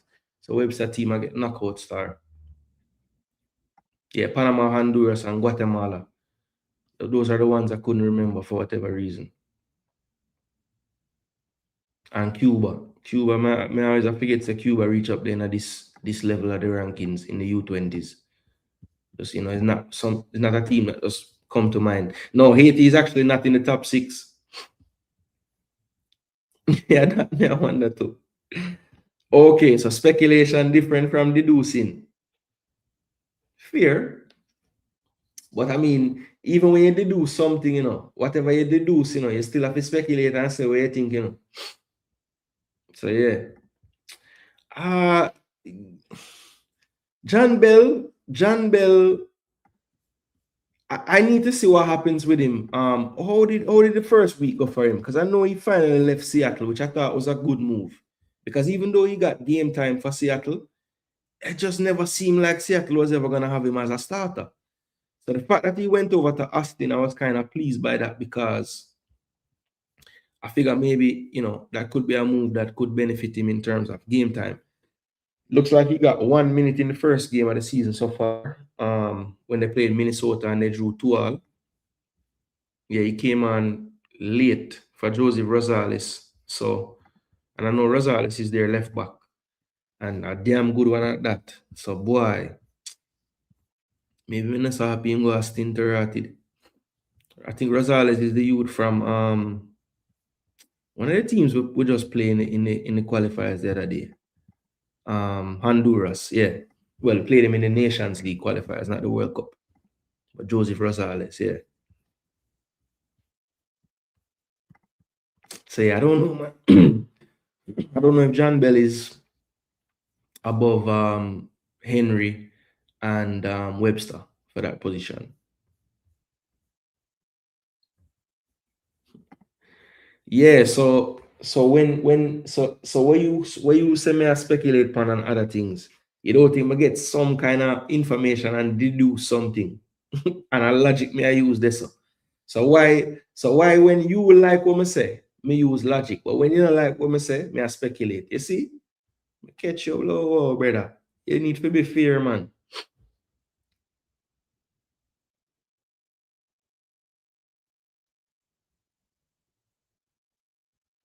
Have to protect your source. That's with him, man.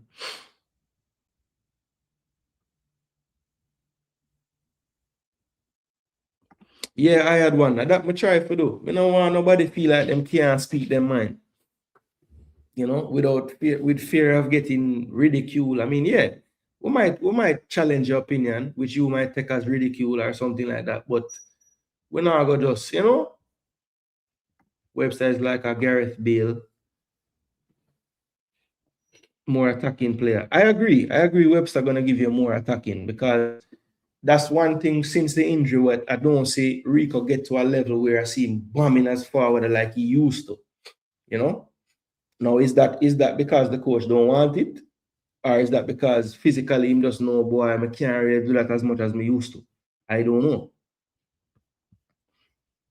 But his defending has been solid. As long as him don't get across to the back post, because he's not really the best when it comes down to defending those back post crosses. I've seen him concede a few goals for Brentford just based off of him being short like that, And him have to defend the guy before the ball is in the air. And then it's too late. Yeah, so the U20s, will they need reinforcements going into the next round? I would have to say yes. If I'm looking at this squad right now as it stands, I would say, if I'm being realistic, right? If I'm being honest about things, when I look at this squad that was picked, I would say I could see easily 1, 2. So I'm going to count only the outfield players, right? Because I don't really know much about the goalkeeping pool and how many other goalkeepers we could get. But of the 18 outfield players that were selected, I would say a good 6 of them you could probably find adequate replacements for. And if we're being super critical of the 18, I would say you could say a further 2 to 3 of them. If you really got a pool of players together to have a one last final camp to select for the final round, they could also be deemed surplus to requirements. Because the players are playing currently, I will not dive into which players I'm referring to. I'll wait until the tournament play, and then I'll give my full assessment then, and I will, make more sense of the players I'm referring to. But I won't do that in the time of the tournament, because I don't think that is what the players would need to be hearing now. Look, good luck to you boys. We'll be here watching. We'll be here to break down how it's going, so that you guys can hear from somebody that tries to not be biased and just tries to say what he sees of the game. You can take it for what it's worth, but just know that if I'm saying something in the game that I didn't think was right, at the very least, hear me out. You might not think it's the right thing, but who knows? Maybe you listen fairly and you give me a chance to explain. You might get something out of it. You never know. So,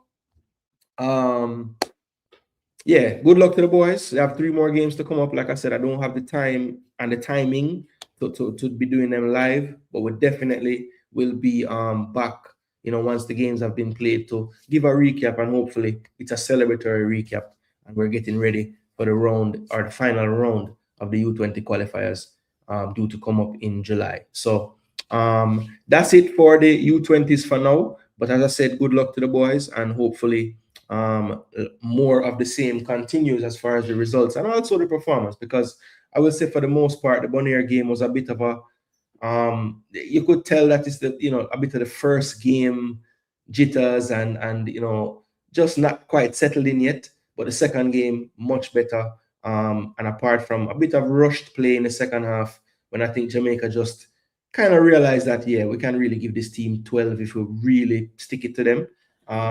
Sometimes going so hard for those goals can take away the actual better options and opportunities, because you're just rushing the game a bit. So yeah, that is what I will say. And yeah, just keep on pushing along. Coaches, keep on doing what you're doing with the rotation of the players. I think that's something that I've noticed, and I want to applaud you guys for. So yeah, that is what's going on with the Reggae Boyz U20 from my perspective. And just so you guys know, this is what the group looks like so far. Let me see if I can get it up here. Standings. All right, that's not very detailed. Let's go to this one instead. Concacaf not even give goal difference or nothing, brother. 20 championship. I think this is the qualification. No, I need the qualification.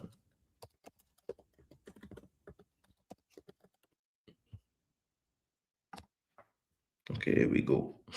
All right, so let me get this on screen for you guys. Hopefully we're at the 100 likes. We have had 100 of you hovering in and around the 100 mark for a good hour now. So hopefully you guys have done the right thing. All right, so this is the current standings of all the groups, but let's just focus on Group B first.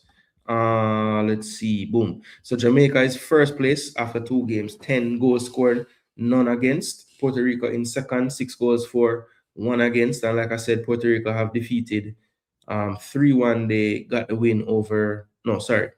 How it go again? How the Puerto Rico game them go again by group B. Oh yeah, 2-1 over St. Kitts and then 4-0 over Bonaire. That's how it went. And then Jamaica, of course, 3-0 over Bonaire and 7-0 over Turks and Caicos Islands. So Turks and Caicos surprisingly has a win. They did beat Cayman Islands 2-1. That game could have gone either way, but Turks and Caicos in the end pulled it off. And of course, Cayman, as you can see, 2 losses so far. One loss to St. Kitts 3-0 in their second game, and the first loss 2-1. So that's how the group looks in Group B. Jamaica, by virtue of goal difference, tops the zone. Have a 5-goal advantage as of right now. 10 goals for, none against. Puerto Rico in second, 6.6 goals, 1 against. And St. Kitts, after a tough 2-1 loss where they missed a penalty late to equalize that game against Puerto Rico, they did have a good 3-0 win over Bonaire, matching Jamaica over Cayman, sorry. Bettering Turks and Caicos result against the same team. So that is how it's going to look. And like I said, coming up in this group, Jamaica will face Cayman next, and that's Friday at 7, and then Sunday we'll face St. Kitts at 7 o'clock as well. Savvy K, Morton and company for that one. And then Jamaica takes on Puerto Rico at 7 on Tuesday, and that more than likely will be the decider to see who gets to the final round of qualifying. And just really quick, just to show you what's going on in the other group, Suriname out in front of El Salvador and goal difference. Looks like it's going to come down to those two in that group. Then we have in Group C, Antigua has played one more game than Dominican Republic. More than likely, we'll see Domrep take that lead back once they have played the same amount of games. I think they're heavy favorites in that group. Then we have Group D, St. Vincent and the Grenadines and Curacao. They'll be the ones doing battle with each other. And then Haiti, of course, will have a lot to say in this group. So it's going to be interesting in Group D. I think Curacao will fancy themselves after their senior team was able to do it. And I think they have done much of the same for this U20, leaning heavily on their Dutch heritage players. Then we have E, Trinidad and Tobago right now on top with 2 games played. St. Martin, Bermuda, Barbados, all on 1 point, but Costa Rica yet to play a game in this group, and they will be the heavy favorites once they get going. Group F, Martinique, Aruba, Canada has yet to play. Nicaragua and Virgin Islands and Canada as well in this group would be the heavy favorites. Martinique didn't look too badly, but US Virgin Islands not the best. So need to see Martinique play another team before I make a judgment of if they're going to give Canada a run or not. Aruba has been improving at all age groups in CONCACAF, and the U20 did get a 2-0 win over Nicaragua. So that's not a bad result at all for Aruba. Nicaragua, one of those teams, on their day can cause problems. Not the best of the Central American bunch, but definitely a team that when they fall in your group, you know that you're going to have to play well to beat them. So that's a good win for Aruba in their first game. So we're going to be watching Group F to see how that one plays out with Canada after the disappointment for them of the U17s. So yeah, that is it for the U20 competition so far, and Jamaica and all the other teams in it. Just wanted to give a recap on that. Guru says, I'm glad that Austin isn't delusional and he uses the players who won't be there and willing to fight hard. Other than Gardner and Reed, the squad don't need any last-minute addition.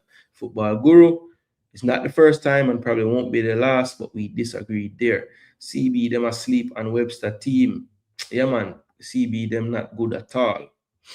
Like up the show, Reggae Boys and Girls family. Yeah, man, let them know that St. Kitts team kick we out on the pass, a revenge match, that in my opinion. Yes, sir. Good news. Damian is getting a lot of game time and will be ready to partner Pinnock in March. Wow, so you want him to partner Pinnock and you're using game time as the reason. Why would you be partnering him with Pinnock if you're using game time as the reason? I don't know. You have to go explain that one to me. I did mention John Bell based on the fact that I've seen him playing centre-back, and Jamaica doesn't have pick more than one left-foot player that can play centre-back when A Bell out. Yeah, that's true. Well, Pinnock uses his left foot as well. So I was thinking Pinnock and Amari could be our 2 left-footed centre-backs we pick. Aruba should do well. All of their players are from Holland. Yeah, man, they're recruiting heavily. I am very happy for the National Elite Youth Football League that started in Jamaica. Yeah, that's nice. Very nice. About 5 of those guys not ready. We have no striker in this team.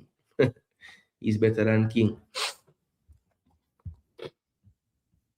All right. All right. So we have a little bit of time left. So let's go ahead and give all of that time to our wonderful Reggae Girlz.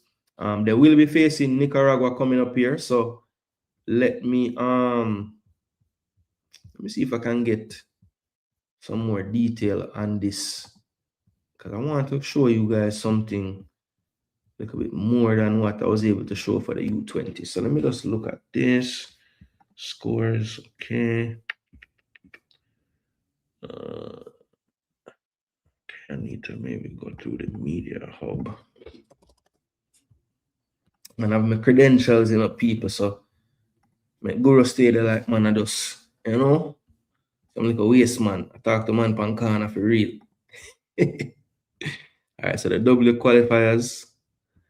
Let's see. That's not what we need. We want this. Results and standings. What the heck? Good old Concacaf, boy, man, I tell you. All right, so them nah give me that way there.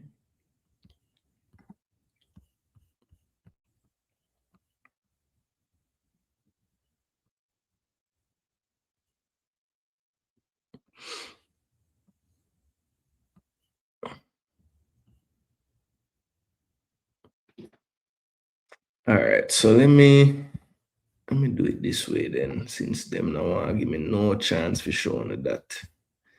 Boy, Concacaf coming like a joke, man. All right, so let's just do it this way then. Concacaf W. Boom. All right, now we need the championship qualification then. Since I make big side qualify, big side like Jamaica for qualify, move up. All right, so let me show you guys on the screen. We can try pick a 11 too, That we can try pick a 11 today. All right, so this is the groups for the qualifiers so far. Group A is in Mexico out in front. And remember, for these groups, it's only the top teams, just like with the U20 we just saw. The top teams will join the other two. But no, that can't be right. So wait, Group A, Group B, F. So 1. Hold on.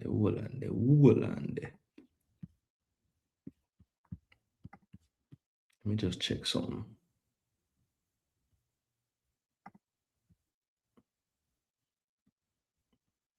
Okay, there we go. This media I try finding on. All right, find it, people. I want to look on Nicaragua. We know Jamaica. We're gonna look at Jamaica, of course. But I just want to show Nicaragua and just give a recap of who the players are and which players we need to look out for.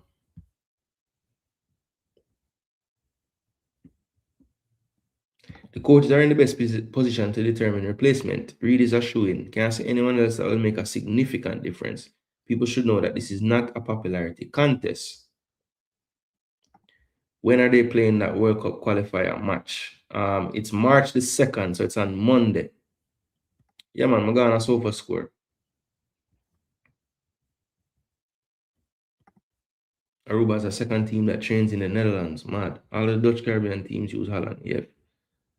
Do we have any update on the FIFA inspection World Cup hosting?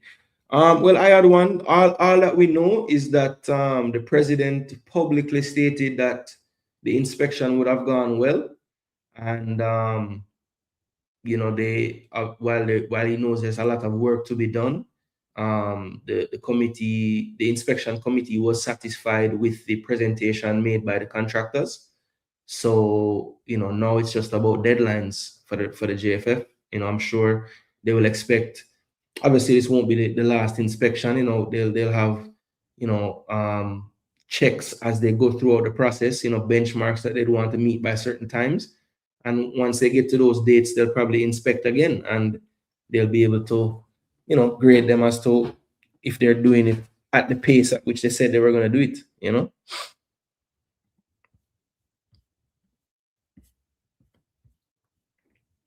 But yeah, as far as we were told, the inspections went well. That's Group A. Group B has Jamaica in it with Nicaragua, Guyana, Antigua, and Dominica. Jamaica only played one game, but they were very successful in that one, 18-0 over Dominica. Guyana fell 3-1 to Nicaragua, and in their first matchup, Nicaragua was able to get the better of Antigua and Barbuda 4-0. So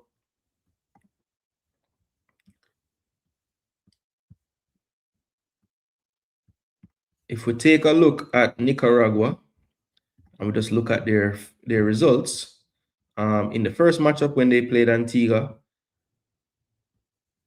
they got goals from Silva, Flores, Aguilar, and Lee. Let me go to Concacaf actually, because I think I'll get a little more detail. So for scores hating on the women, not showing their, everything that you need to see. All right, so here is the game with Nicaragua and Antigua. They can see a 4-3-3 system was used. Looks like they did use up their full complement of substitutions, and they were able to spread the wealth of the goals. Their striker, the two wingers, and one of the midfielders got goals in this one. If you look at the overall stats of the game, you can see that Nicaragua had a very, very high number of the possession, which was to be expected as they were the better team. Not really necessarily going along that much. 42 is not that many in a game. About 80% passing accuracy for the game. That's not bad. They probably would want it to be a little higher than that, to be fair. They did attempt 19 crosses, so you need to look out for that. It looks like a team that doesn't mind putting in crosses into the box. Don't know how effective that will be against our defense with their attackers. They did have 26 shots with 13 on target. Not scared to shoot outside the box as well. And defensively, they didn't really have to do much. And discipline-wise, they only picked up one yellow card. That yellow card was from Humphreys. And I'm checking those things just to see if we can remove any players out of the team. Let me go to, okay, there's no way to go it by group. The next game they would have played would have been the 3-1 over Guyana, and they did this one away from home. It was a tougher game for them. As you can see, it was 2-1 at one point. Well, actually, sorry, it was 1-1. And then they were able to get two more goals in the one in the first, one more in the first, and one in the second. And based on the lineups, they did change the system a bit to a 4-2-3-1. Flores, another one that would have scored in the first game. Aguilar as well. So we see some.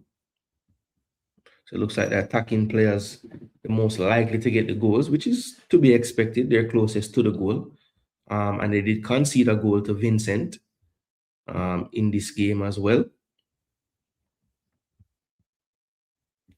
And I remember watching this game thinking, Guyana was trying to outpace them basically. And I'm saying to myself, well, we'll just do this at a higher level. But the difference with our girls, I think, is we do have the ability to, play in different ways. And I don't think Guyana had that same ability. So that's something to look forward to. Like, they didn't cope very well with Guyana's pace, right? Antigua and Barbuda, I just don't think they had the ball enough to really affect the pace or affect the game enough, even with their pace that they have. But when they face Guyana, that was very noticeable that they don't cope the best with the pace. I know they're going to get that in abundance against us. But the stats for this game, as you can see, because of the pace of the Guyanese players, that to me was that difference in percentage. They were up over 74, 75 in the first game. That extra bit of physicality that Guyana bring to the game, that just shrunk the possession a little bit more. They were able to close down a bit better. But still very, very effective possession-wise, even against a more physical and athletic team. The offsides, corners, okay. Distribution, you see the long passes again. Because Guyana was able to get closer to them, even in their own defensive third building, you see those long passes go higher. So I think a good barometer if Jamaica has really caused problems to Nicaragua. Let's see how much long passes Nicaragua has against us in that game on Monday. That's one thing I'm going to be checking after the game. If I see Nicaragua up in the 60s, 70s, then I know Jamaica's press did a job on them because they don't want to go long that much. They do want to keep the ball on the ground and try to progress the ball. Crosses was down to 12 this time, but they still put up a decent number. That's something we need to watch. But again, I think that's meat and drink for us. I don't really worry about our central defenders dealing with crosses so much. Shots 14, 5 on target. Okay. Discipline in this game. They got 2 yellows. Let's see if Humphreys got it. So Humphreys, I believe, will be out of the next game against us. And where does Humphreys play? Flores, the goal scorer, one of the goal scorers as well. So Humphreys is one of their center backs. Interesting. So there'll be a lady light at center back. So that's good. That's good.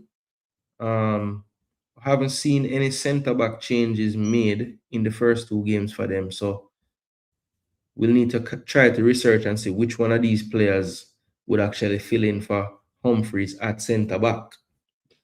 So that's something that I will do some research on. But that's why it's always good to check up on the other team, man. So we just learned something right there. One of them starting center backs going to be out on Monday. So, that's good. That's some good news. So you learned something today, people. And just as a reminder, this was a team that faced off against Dominica. It was a very easy game for Jamaica, of course, but you still have to go out there and do it. So 2nd minute, 4th minute, 7th minute, 9th minute, 11th minute, own goal, 35th minute. It was crazy, a lot of goals scored. So it ended up being 18-0. And, of course, we got to see Bonnie Shaw back in the fold. She had a hat-trick. Jody had a hat-trick. Van Zanten and Denisha Blackwood had braces. Plum and Primus scored as well. Buckley off the bench with a brace. And Natasha Thomas off the bench with a brace. So 4 braces and 2 hat-tricks. I guess that's how you get to 18 goals. But yeah, that was pretty much how we did it. Now, just to compare what we saw with a couple of games there, Jamaica, great, 80% possession. We love to see it. And the distribution, only 25 long passes on the day. So that is another thing. Long passes and passing percent and passing possession stats. I'm interested to see how they look with the Nicaragua game. Does our coach decide to try to play a similar game to what we played against Dominica, or does he, switch it up a little bit based on the opponent? Because I don't think that we need to, have any super amount of fear against Nicaragua. I think we need to have that same pressing game because I don't think Nicaragua wants the game to become a long pass game. Nicaragua want time on the ball to pass and take their time, get their patterns of play, make the triangle, and try to move the ball up the pitch. If Jamaica can do what Guyana was able to do, which was speed up Nicaragua a bit in this game, then I think it's going to be a much easier task for us because they're not going to be able to handle us once the game gets a bit more transitional. So that would be my pointer to the coach. If I was giving him any kind of tactical advice, I would say, listen, try to suffocate Nicaragua and make it most uncomfortable for them when they're trying to play out the football because they don't really want to do the long passes against us. I know they don't think that they can match up well with us physically in the air. So they would love to be able to just pass the ball on the ground. But if you put too much pressure on them, they may not have the confidence left to do it. So that is what I would say there. Now, as far as the Jamaica Reggae Girlz team is concerned, let me show you guys again who was selected for this go around.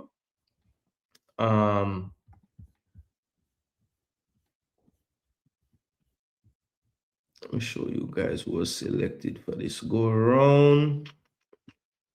Where is it? JFF putting out stuff, man. That's good. All right. So let me get this on screen. And we can try to pick an 11. Now, as far as I know, we're just going to work with the 23 that was selected. I haven't really done any digging, to be fair, to see if the girls traveled okay and all of that. But we're just going to say that everybody's available and ready to play. And based on that, based on what we know of the opponent, based on what we know of the coach, what he's done so far with the team, you know, what do you think is going to be our system? Do you think he's going to stay with the 4-2 that we saw in the first matchup? Or, like, what do you guys think? Because I didn't really see it as a 4-4-2, you know. I saw it more as like a 3-4-3, I would say, with Jody, with Tiffany at right right of the 4 in midfield, then left of the 4 in midfield, Primus and Spence central, and then it was Van Zanten and Jody Brown kind of playing as 10. It was almost like the Manchester United Amorim system, 3-4-2-1, right?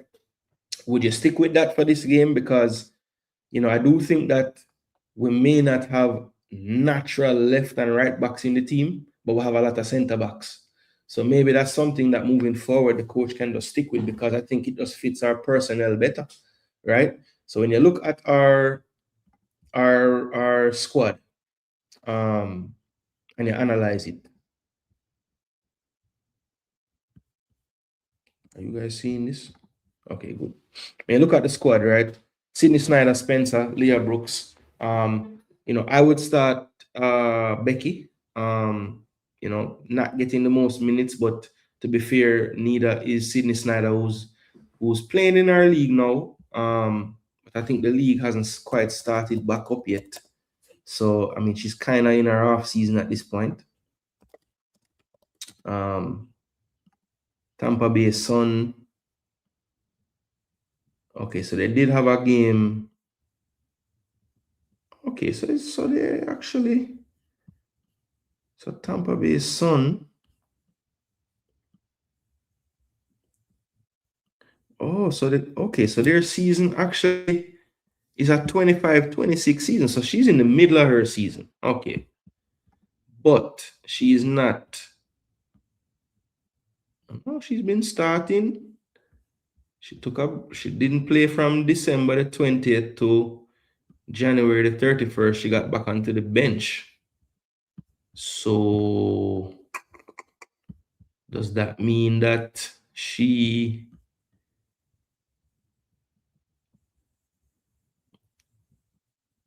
Okay, yeah. So they just got back from the winter break, and she started the first game that they played since they came back. She hasn't started any of the games since they started back up playing again.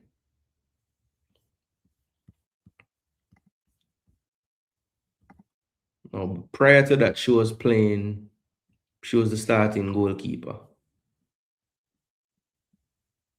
But of late, she's not even, well, she wouldn't have been on the bench for the last two, because I think by that time she would have been, yeah, so she hasn't even been featuring since the 31st in the squad. But prior to that, she was starting this year. Matter of fact, this year she has started 11 games out of a possible, I think, 15, because I think she's been away with the national team for a couple of games too. So, so yeah, she was the starter. Looks like she lost the job and she still don't have it back. So I would go with Becky. I mean, I know she don't start, but I mean, Becky is Becky, bro. She's the best out of the three. That goes without saying. Then we have the defenders: Tiana Harris, center back; Kanya Plummer, center back, who we've seen playing wide sometimes at fullback; Chantel Swaby, center back; Naya Cardoza, center back. Her play right back as well. Cameron Simmons, right back; Tiffany Cameron and Simmons converted right backs, and then Alison Swaby, another center back. So in the defenders there's no left-footed player, right? So really a natural left back isn't there, right? And then, you know, it's center back heavy, and even the players that are right backs aren't really defenders, so they would lend itself more to being more like wing backs, which back three goes well with the wing backs. So based on the personnel, I'm thinking he's kind of telling us like, yeah, I've recognized that we might not have certain positions for a back four or players for a back four. So let me go center back heavy so that we can play this back five or back three. Right. So I think that's what we're gonna see. Sade, Primus, then Izzy Grooves back in there, Jade Bailey back in there, and Trudy Carter back in there. Has missed through injury recently, but she's back.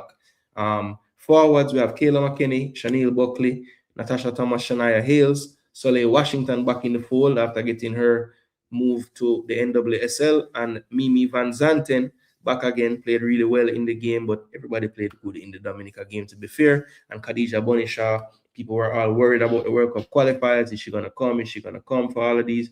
Yes, I told you guys once the games became actual World Cup qualifiers, Man City was not going to withhold Bonishaw from us, and that's what happened. So, for me, I would go with the same kind of setup, a 3-4-2-1 type of thing.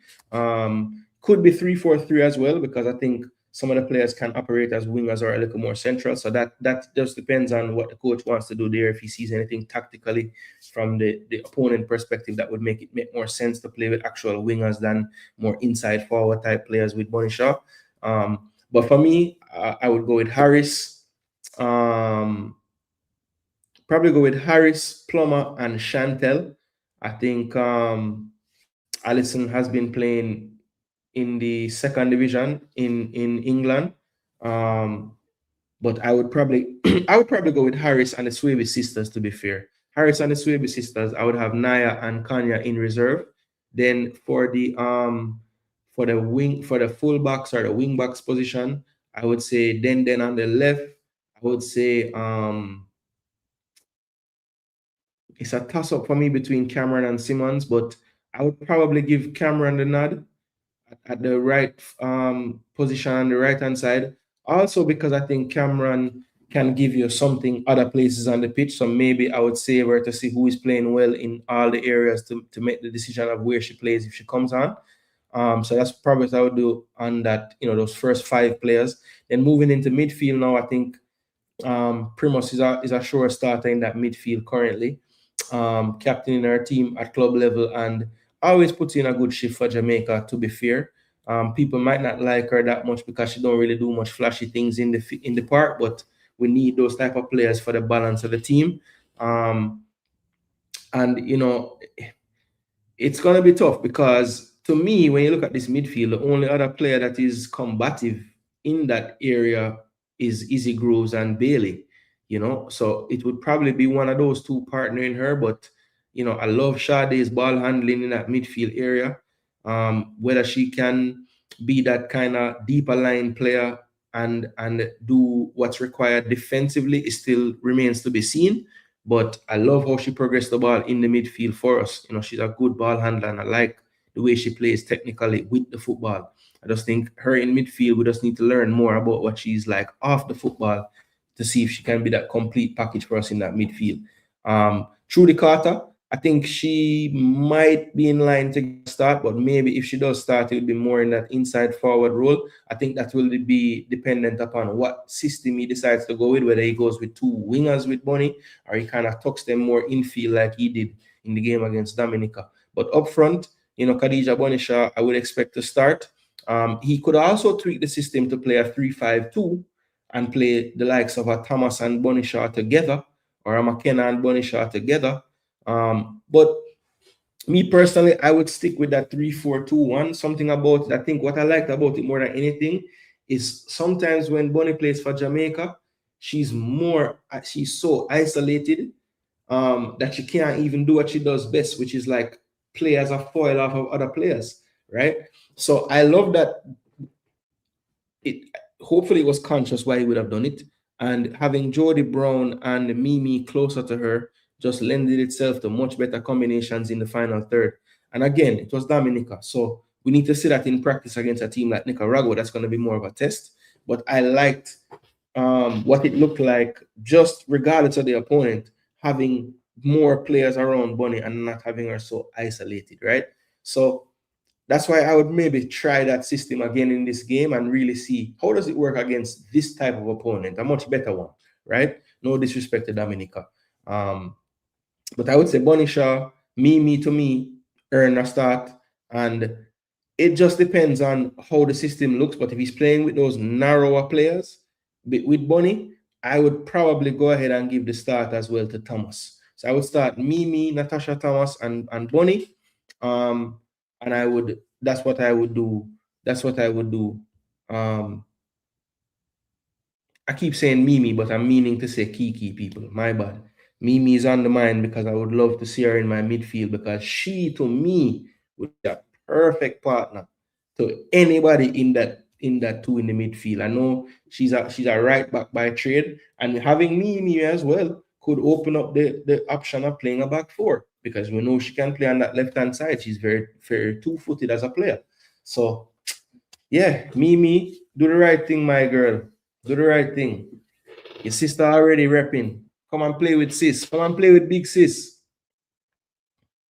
Where's a youth club championship under 19? That would be cool. Can see Mount Pleasant play against Inter Miami. Yeah.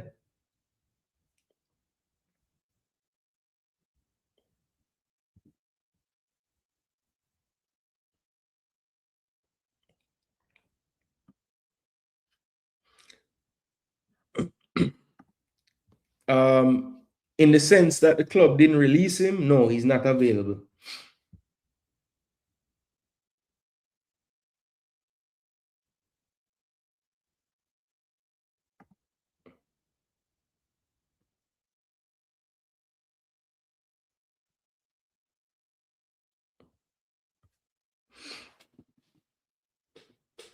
She was up until the 31st of January. She was up until the 31st of January. So maybe she has left since then.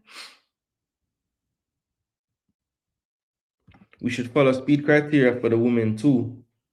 It's ridiculous a player hasn't played a club game in 2 years in the women's squad. Yeah, I just don't think in certain positions, especially goalkeeper, we have that many people at that the coach deems at this level. I think we have a lot of like youth goalkeepers. We have a lot of like college goalkeepers. Well, not a lot, but we have a few college goalkeepers. But I don't know if the coach kind of thinks they're ready for the international level as yet. Where's Harris, Cardoza, and Chantel? Fair. Is Allison still injured? I know she was out for a while at Crystal Palace.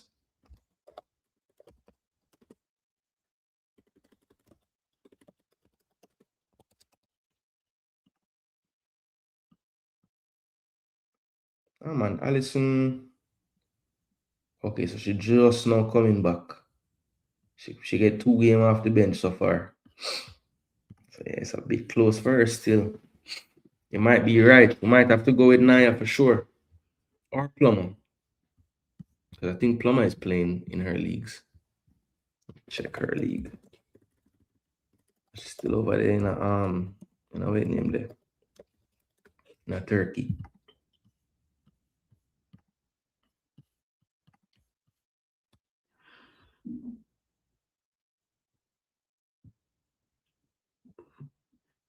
Wow, she a score goal.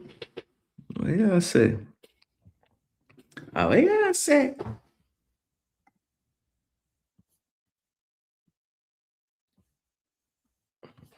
Almost right back she play. Converted striker. She play though. She get her minutes then, brother. She does play more as a 10 for the club, but I know we are always playing players out of position, but I think we have better 10s than her in our squad, to be honest. And I just think she's too good not to play. So I don't mind putting her deeper in the midfield. And she don't seem to shy away from the work it requires. So, sometimes we do that with our Reggae Boyz and we put players deeper in the field and they don't have the mentality or the work rate to play there. But I think she does. That's why I don't mind doing it with her. But I get your point though, Irie Vibes. That's not really her main position.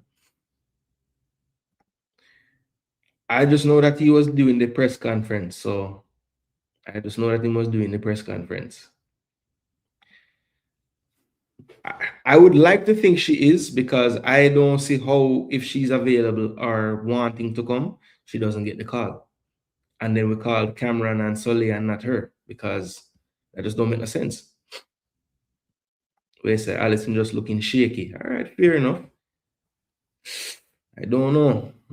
I don't know. I don't know. I don't know. I don't know. I don't know. I don't want to speculate on that at all. I don't have enough info. Okay, okay. All right. Well, the mall, thank you for this. I know them all in preseason now, but they did have a big tournament that they just played. So if she never get no game time in that, I would like to think that something wrong with her for real, because she would have been playing. You see me? She gone San Diego, right?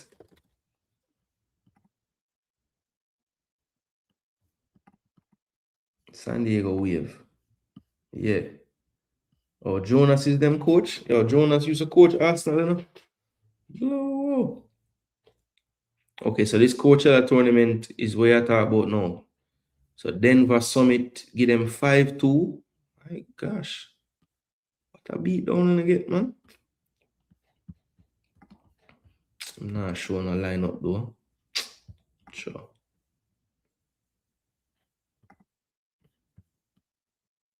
The wicked set of people, man. Well, if you say she never play night, brother, I believe you.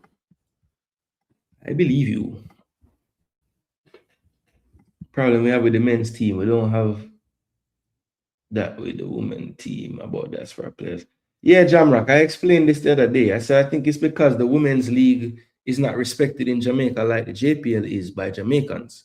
So there's no girls to cuss not making the team. And the girls that we export out of Jamaica and do play professionally overseas, we don't forget about them like we do with the men. So there's this gap of players, the Trevantes, the Norman Campbells, the Kaheem Parises, the Shotwells, all these players, until they go to a top 5 league or the second or third division in one of those top 5 league countries, we don't talk about them. We forget about them. Whereas, I don't know, Trudy Carter is playing in Liga MX and she gets called up. We'll call female players from anywhere. But the Jamaican ones, it's weird though, because sometimes we'll call guys out of any league, but others we don't. So I don't know, brother. But I think it has a lot to do with the fact that we champion more local players from Jamaica as the fans of the team because they are more visible and we follow their games more. So there'll be more JPL fans by about 1,000 times than the Women's Premier League fans. Right? So there's no players in the Women's Premier League that you can hear this big outcry. Why we not give this player a chance? Now, as the women's game grows in Jamaica, as they would love it to grow, we may see that one day. It might take some years, like 20 years from now, but there could be a time when we're saying, how come the leading goal scorer in the local women's league isn't in the national team? That could happen. You never know. But I think because the game is not as far advanced on the women's side, not even advanced, but the game isn't as popular on the women's side as far as the girl fans going to watch local league women games. The JPL isn't that well watched either, but it's more spoken about. People probably could tell you faster who the leading goal scorer in the JPL was compared to the women's national league in Jamaica. And I think though, yeah, it's the ego and the pride that comes along with, I just saw this guy last season score 30 goals in my league here in the country. Why can't we see if he can replicate that on the national stage? And I don't think the girls have that type of following yet like the JPL players do. And it may change down the road, but yeah. Okay, cool. Respect them all. Because she would have been playing or getting time or something if she wasn't injured. So yeah.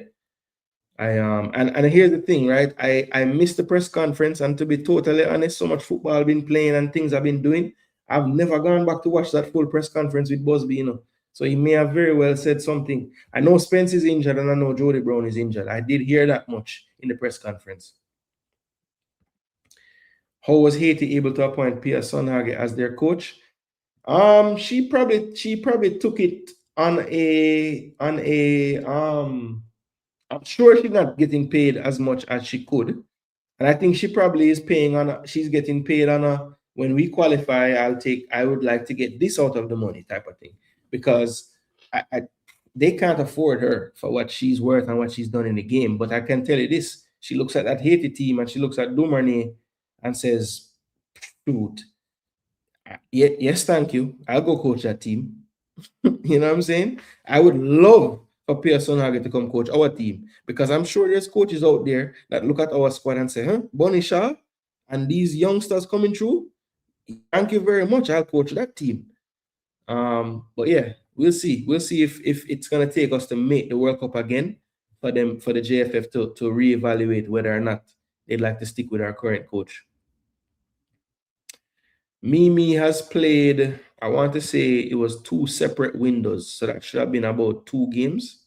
Because I know sometimes we only play 1 game. I know for sure she played in the window when we faced, I think it was Brazil. It was either Brazil or Mexico. One of those 2 windows. I know Mimi played. And it might have been even both of those windows. But I don't know if those would have been deemed official or what. You know, would she have to play in these championship qualifying matches, you know?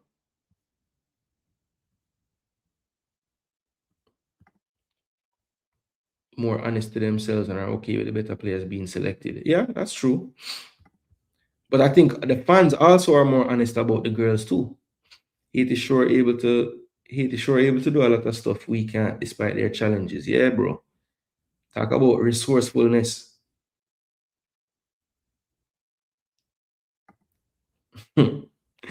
So couldn't Jamaica do the same thing? And Africans, I don't need to answer. It's a good answer there.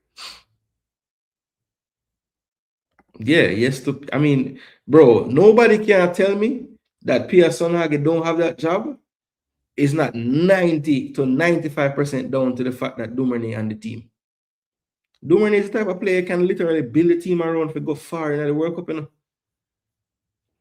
And Haiti, I think they've solved the goalkeeper problem where them always have. So that's gonna be another thing where them improve from the last time. So yeah, man, Haiti are gonna be a problem, brother. Man, I tell you that. With that level of coach as well. Very, very good coach. Anyway, people, not the ball game an extra 30 minutes almost. But that is pretty much it for the show today. I had a great time giving you guys my perspective on the U20s. Giving a little bit of a time as well to the Reggae Girlz as they get ready to face the we'll get ready to face the Nicaragua national team. And hopefully after this game, we would have taken the lead in the group with a game in hand as well. And we'll just have to get a win in this game to do so. We have also, before the girls play on Monday, we have 2 more matches for the young Reggae Boyz. Tomorrow night at 7, they will be facing off against the Cayman Islands. And then Sunday at 7, they will face off against St. Kitts and Nevis before their final game on the Tuesday after the Monday game for the Reggae Girls. Tuesday at 7, the Jamaica Reggae Boyz, the young version of them, will be facing off against Puerto Rico. So yeah, we have a lot of football around the corner. We also know that we're about 2 days left to the end of the month. So what's that? 26 days once March starts from that first game. So about 20 or so days from when we'll learn about our squad for the March Intercontinental Playoffs. So we'll be starting to ramp up our looking around and seeing, you know, hey, are we looking at the right places? So look out for that content as well coming up very shortly in the coming weeks. Bless up Owen, big up yourself, my G. Where JD the Jason, we need the early morning show. Well, JD, like myself, has been super busy. Actually spoke to him the other day just to kind of get his thoughts on you know, what he saw in just the opening games of the U20. I think I spoke to him like a couple of days ago. And he was just saying how busy he was, and I was just saying, boy, me as well, because I had planned to do yesterday's live watch along for the game. But by Tuesday afternoon, I found out that I had something else I had to do in that time that I wasn't thinking about before. So, yeah, it's been tough as far as finding time, but since I had some today, I said, let me go ahead and get out some content about these teams, because if I had waited, I wouldn't have been able to come and see you guys until later, and it would have been after the games, you know. So we don't like to just wait until after. We like to try to tell you about what's going on before it happens and then give you some recap. So was very happy to find some time today. But JD is just busy like myself, bro. That's all. He would love to come out and do content, but he just don't have the time right now. I wish we could petition out this coach on record. Not a fan of remote coach. Yes, you have said that many times. I had one. You're very consistent in that. Hate you have more than Dumerne, the other pros in good leagues. No, that's true. That's true, football guru. And I shouldn't water down Haiti thing to Dumerne, but that's a very, very large factor in it. You know what I'm saying? What's the under 17s up to? Well, glad you asked about that, you know, because the under 17s them do have much time left, you know.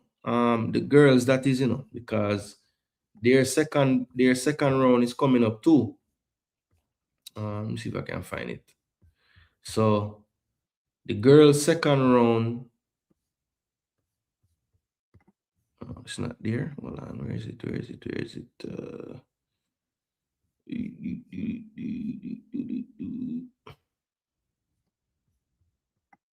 Recent.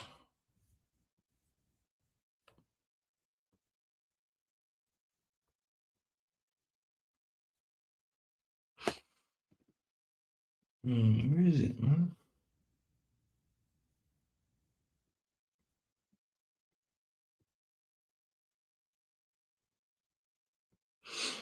Hold on, me I try to find the paper. I won't put it, brother. Where did I put it? Recent. Name? No.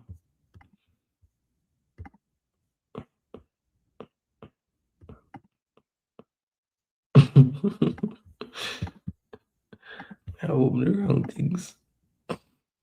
You have a full picture of Pep. Open that. Did I not save it to this?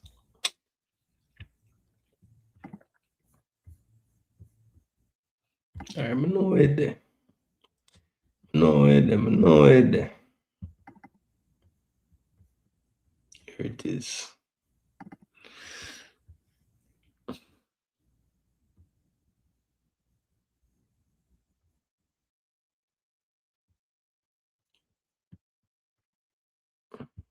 So them really not have it. Oh yeah, go on, yes, so. Round one.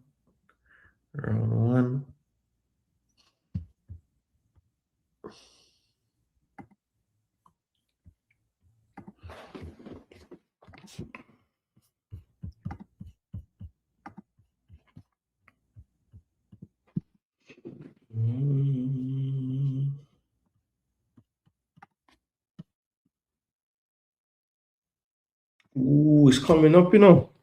Damn. So the U17 girls play March 17 to 22. Damn. So I forgot to do a preview for that too. Yo, what?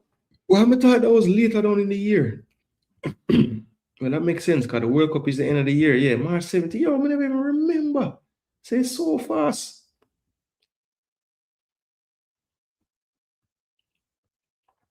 Yeah, U17 women group is tough, man.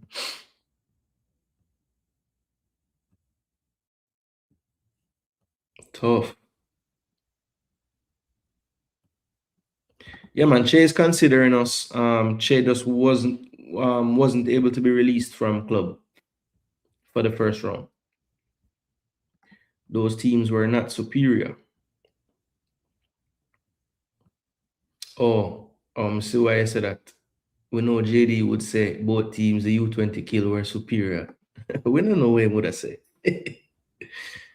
We don't know what he would have said. Wait till him come out and tell you. Because you know him going to tell you. Why would Che not consider us?